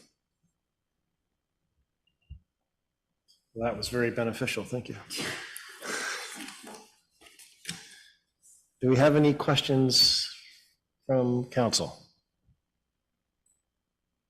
None seen. Thank you. We'll move on to 11.08.4, 2022 surplus allocation. Can I have a mover? Councillor Popke, second. Councillor Thompson. CAO, will you please read the, I can't even talk right now. Okay. Sorry. That council approved the allocation of the 2022 year-end surplus of $357,786.76 as follows. Capital Works Reserve, $257,786.76, or General Operating Contingency Reserve of $100,000. Thank you. Do we have any questions from council? Any concerns?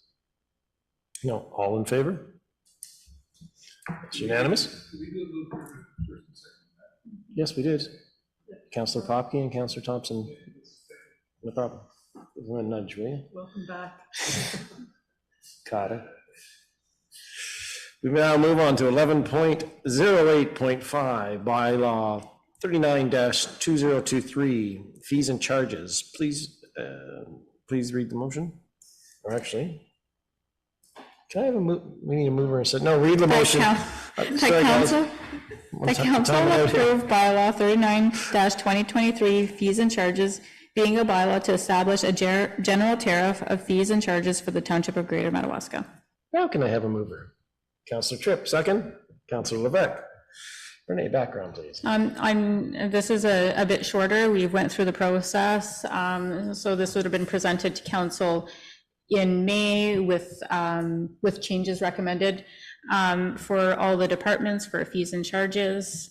We had a public meeting as per the Building Code Act on June 15th with no comment. We have received no comment since. There has been no changes to the fees that we initially provided. So the report still has the same comments that we would have had in original report in May. However, in this situation, we're just, the bylaw is now attached. It has a column where it says up to August 31st, 2023. And what I'm recommending is that we proceed with the rates effective September 1st, 2023. Thank you. Any questions from council? No. All in favor? All in favor, so carried. 11.08.6, bylaw 46-2023, appoint clerk Robin Emo. Could you please read the motion? That council approves bylaw 46-2023, being a bylaw to appoint Robin Emo as clerk. Thank you. Do we have a mover? Councillor Popke, second by Councillor Tripp. Any background on that one? Yes. It's a lengthy background. The position of clerk has actually, I wrote it here before, but it's required under the Municipal Act. It normally is, we have had it structured where the CAO was a / clerk, and then we had a deputy clerk on staff since May 31st, 2021, which is Robin.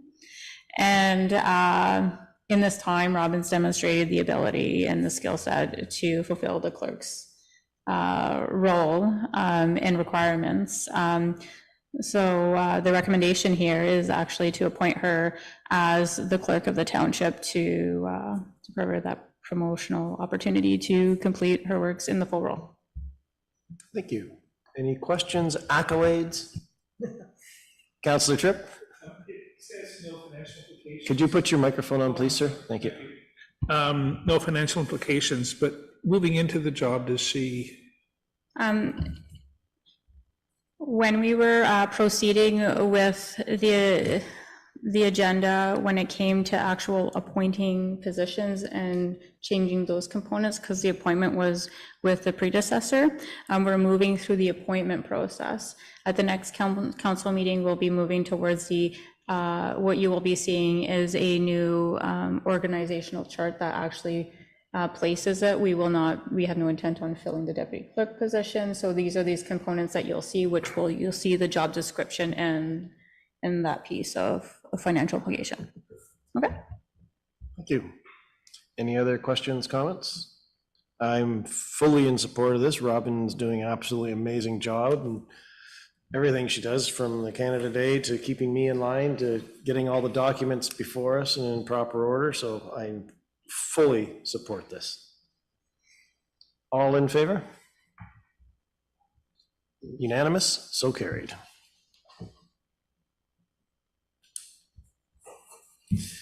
We now, okay, we are at 12 other business, 12.08.1. Request for support, Pembroke Area Airport. Could you please read the motion? That council received the correspondence submitted by Natalie Trico, Assistant to the Commission, Pembroke and Area Airport, and that council directs staff to forward a letter of support to Alan Wren, Chairperson, Pembroke and Area Airport, as per the attached documents.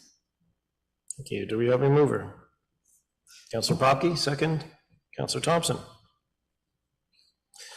And background, please. Essentially, we received a resolution or a letter from the airport in support for the, I don't have it open, is an application for. Sorry, yeah, they're going to apply for some funding. Grant funding, and then they have requested from neighboring municipalities a letter of support.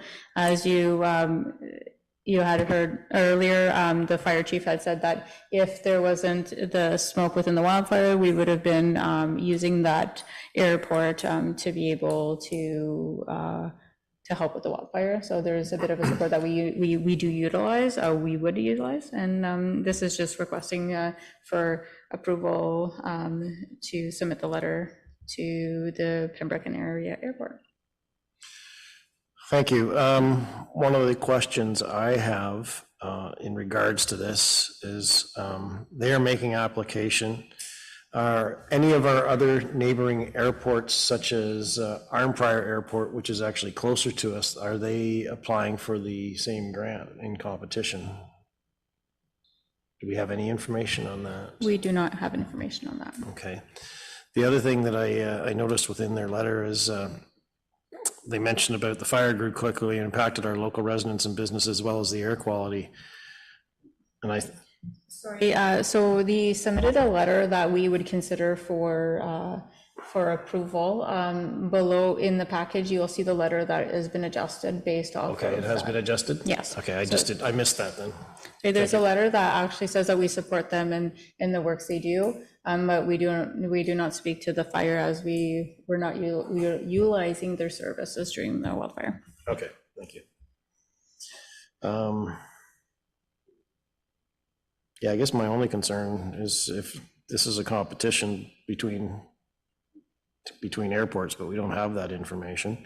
In the fact that if we didn't have the Quebec wildfires and the smoke covering them in, then that would have been our airport of where we'd be getting all our supplies from for the wildfire. So I think they have a fair bit of, what's the word I'm looking for? They can greatly assist us going in the future. And Councillor Popke?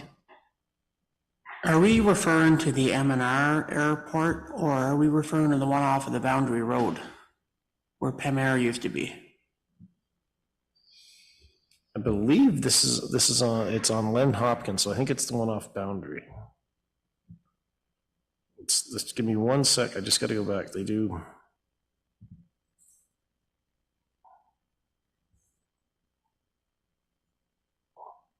No, it's not the M&R, because it says the airport is owned by the owned by 6 municipalities in Renfrew County: Laurentian Hills, Deep River, Petawawa, Pembroke, Laurentian Valley, and Whitewater Region. So it's not the M&Rs. So that's. Do we have anybody have any questions, concerns? Okay, then, all in favor of supporting this letter? It's unanimous, so carried. Okay, so here to catch up. This, we are on resolution number 195-20, yeah, sorry, 12.08.1, and request for, point 2. Point 2, 12.08.2, request for support. The Women of Ontario Say No. Please read the motion. The council received a correspondence submitted by Catherine Hartel on behalf of the Women of Ontario Say No, and that council passes a resolution as requested as per attached document. Do we have a mover? Councillor Levesque, second. Councillor Tripp. Please read the resolution.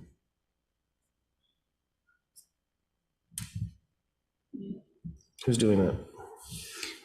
So I guess my conversation is that you want to proceed with it, because if so, then we will read the First, you need to resolution. carry that you want to proceed with this, and then there's a long resolution recommendation that you can then vote on.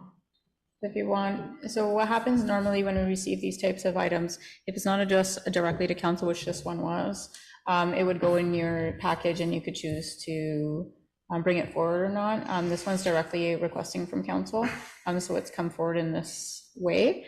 If you pass the council, receive it, and want to pass the resolution, then I'll read the resolution. Thank you for the clarification. So would council like to receive this resolution, or this correspondence, letter of correspondence? And we have to vote yes or no whether we're going to receive it. Receive it, and then we move talk. forward. Okay. Okay. So who would like to receive this? All in favor? So it's unanimous? Yes? You want to pass them? Yeah. Yeah. Okay. So now we'll. Want me to read it? Yep, please.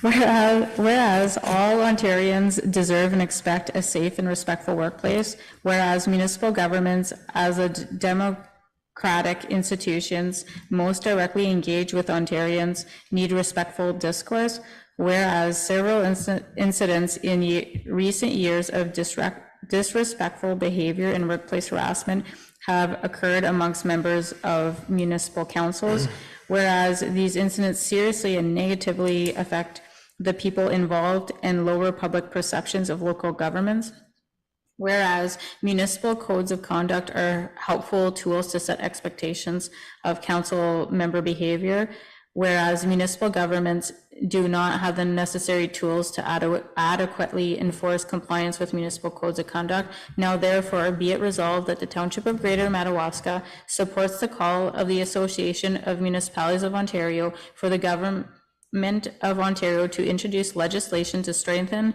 municipal codes of conduct and compliance with them in consultation with municipal governments. Also be it resolved that the legislation encompass the Association of Municipalities of Ontario's recommendations for updating municipal codes of conduct to account for workplace safety and harassment, creating a flexible administrative penalty regime adapted to the local economic and financial circumstances of municipalities across Ontario, increasing training of municipal integrity commissioners to enhance consistency of investigations and recommendations across the province, allowing municipalities to apply to a member of the judiciary to remove a sitting member if recommended through the report of a municipal integrity commissioner, prohibit a member so removed from sitting for election in the term of removal and the subsequent term of office. I'm sorry, could you repeat that? No, I'm joking. Do we have any questions on this? I don't, Councillor Popke. So basically, we're trying to pass a bylaw enforcing people to be nice and respectful to each other. In a nutshell, is that basically it? Yeah, but it's actually, it's a resolution, so basically it's a resolution of, yes, we support this letter, that there needs to be, there's, what's happened in some jurisdictions is where a mayor or a councillor has been charged with an offense and they just stick around. They don't, like, there's no mechanism to throw them out. Oh. And so with this, what this letter's saying is we need to have the provincial government needs to set some standards that protects the employees and also protects other councillors as well. So that if somebody were to be harassing in the workplace or violent in the workplace as a councillor or as an elected official, right now there's no mechanism to get them out, basically. So that's what this letter of support is for. Any other questions? Councillor Thompson. Just a comment, I like that it gives all municipalities a common way of dealing with things. I know a lot of municipalities and businesses have their own code of conducts, their own harassment policies, but this is consistent throughout. And it says not eligible for election, and that doesn't mean in that municipality, that means anywhere. So they can't be abusive somewhere and then run somewhere else. So I agree with this. Any other questions or comments? So now we have a vote, right? We have a vote, but the vote is the council passed the resolution as requested, I believe. Is that correct? Mm-hmm. Say that again. Oh, we need a mover. Okay, so we need a mover and a seconder. Councillor Popke, Councillor Thompson, and Councillor, all in favor? Perfect. Prior to entering into a closed session, do we need to do an extension? Time extension again? Seems that way. Yeah. It's no snowstorms this time, so I'll be good. Okay. Be it resolved that the Township of Greater Madawaska Council proceeds beyond the hour of 7 p.m. on August 17th, 2023, regular council meeting as per section 13.12 of bylaw 24, 2023, being a procedural bylaw. I need a mover and a seconder, please. Councillor Tripp, second by Councillor Popke. All in favor? No. All right, unanimous. It is now, that was passed at 6:50. All right. 2-minute break? Do you want to do the two? Let's move into close so that Sean can turn the camera off for a bit or turn his feed off. So 13, closed session, 13.08.1, enter into closed session. Please read the motion. The council meeting of August 17th, 2023, enter into closed session at 6:50 p.m. pursuant to section 239(2) of the Municipal Act regarding personal matters about an identifiable individual, including municipal or local board employees, specifically CAO recruitment, a position, plan, procedure, criteria, or instruction to be applied to any negotiations carried on or to be carried on by or on behalf of the municipality or local board, specifically planning, litigation, or potential litigation, including matters before administrative tribunals affecting the municipality or local board, specifically Smithson Lane, expropriation, and Causeway. All in favor to move into close? We did get a move. We got Councillor Tripp and Councillor Councillor Popke and Councillor Thompson. Okay. Is that right, or was it Councillor Tripp? Okay. Yeah, okay, that's what I thought. Okay, all in favor? Unanimous, so carried. We will be moving into closed session. Sean?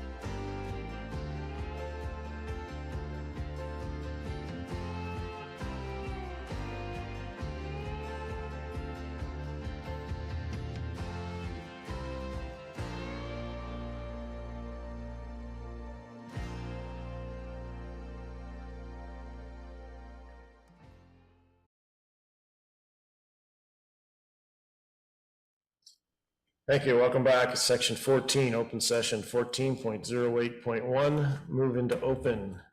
Please read the motion. That the council meeting of August 17th, 2023 move back into open session at 7:26 p.m. Can I have a mover, please? Councillor Thompson, second by Councillor Levesque. All in favor? Unanimous, motion carried. Resolution number 198-23.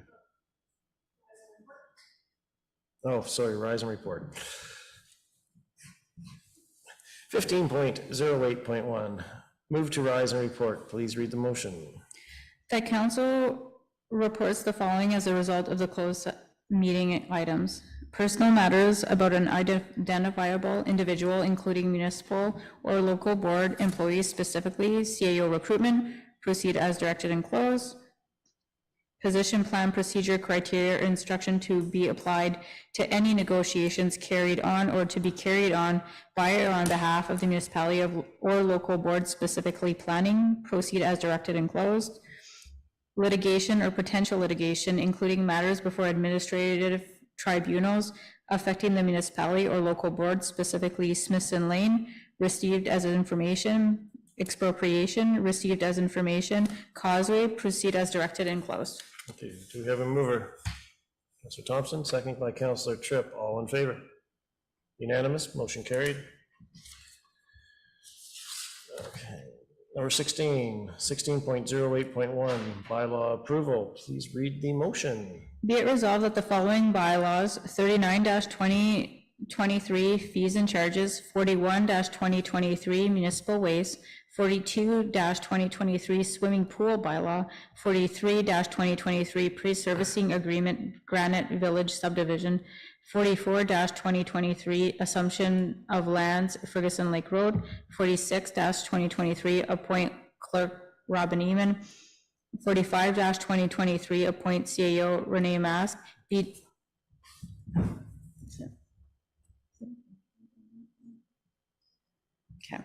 Okay, sorry.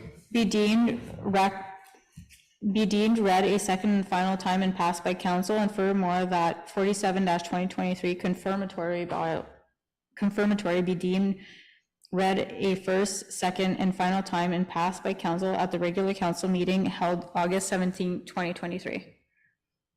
Do we have a mover? Councillor Levesque, Councillor Popke, second. All in favor? It's unanimous, so carried. And we are just before adjournment.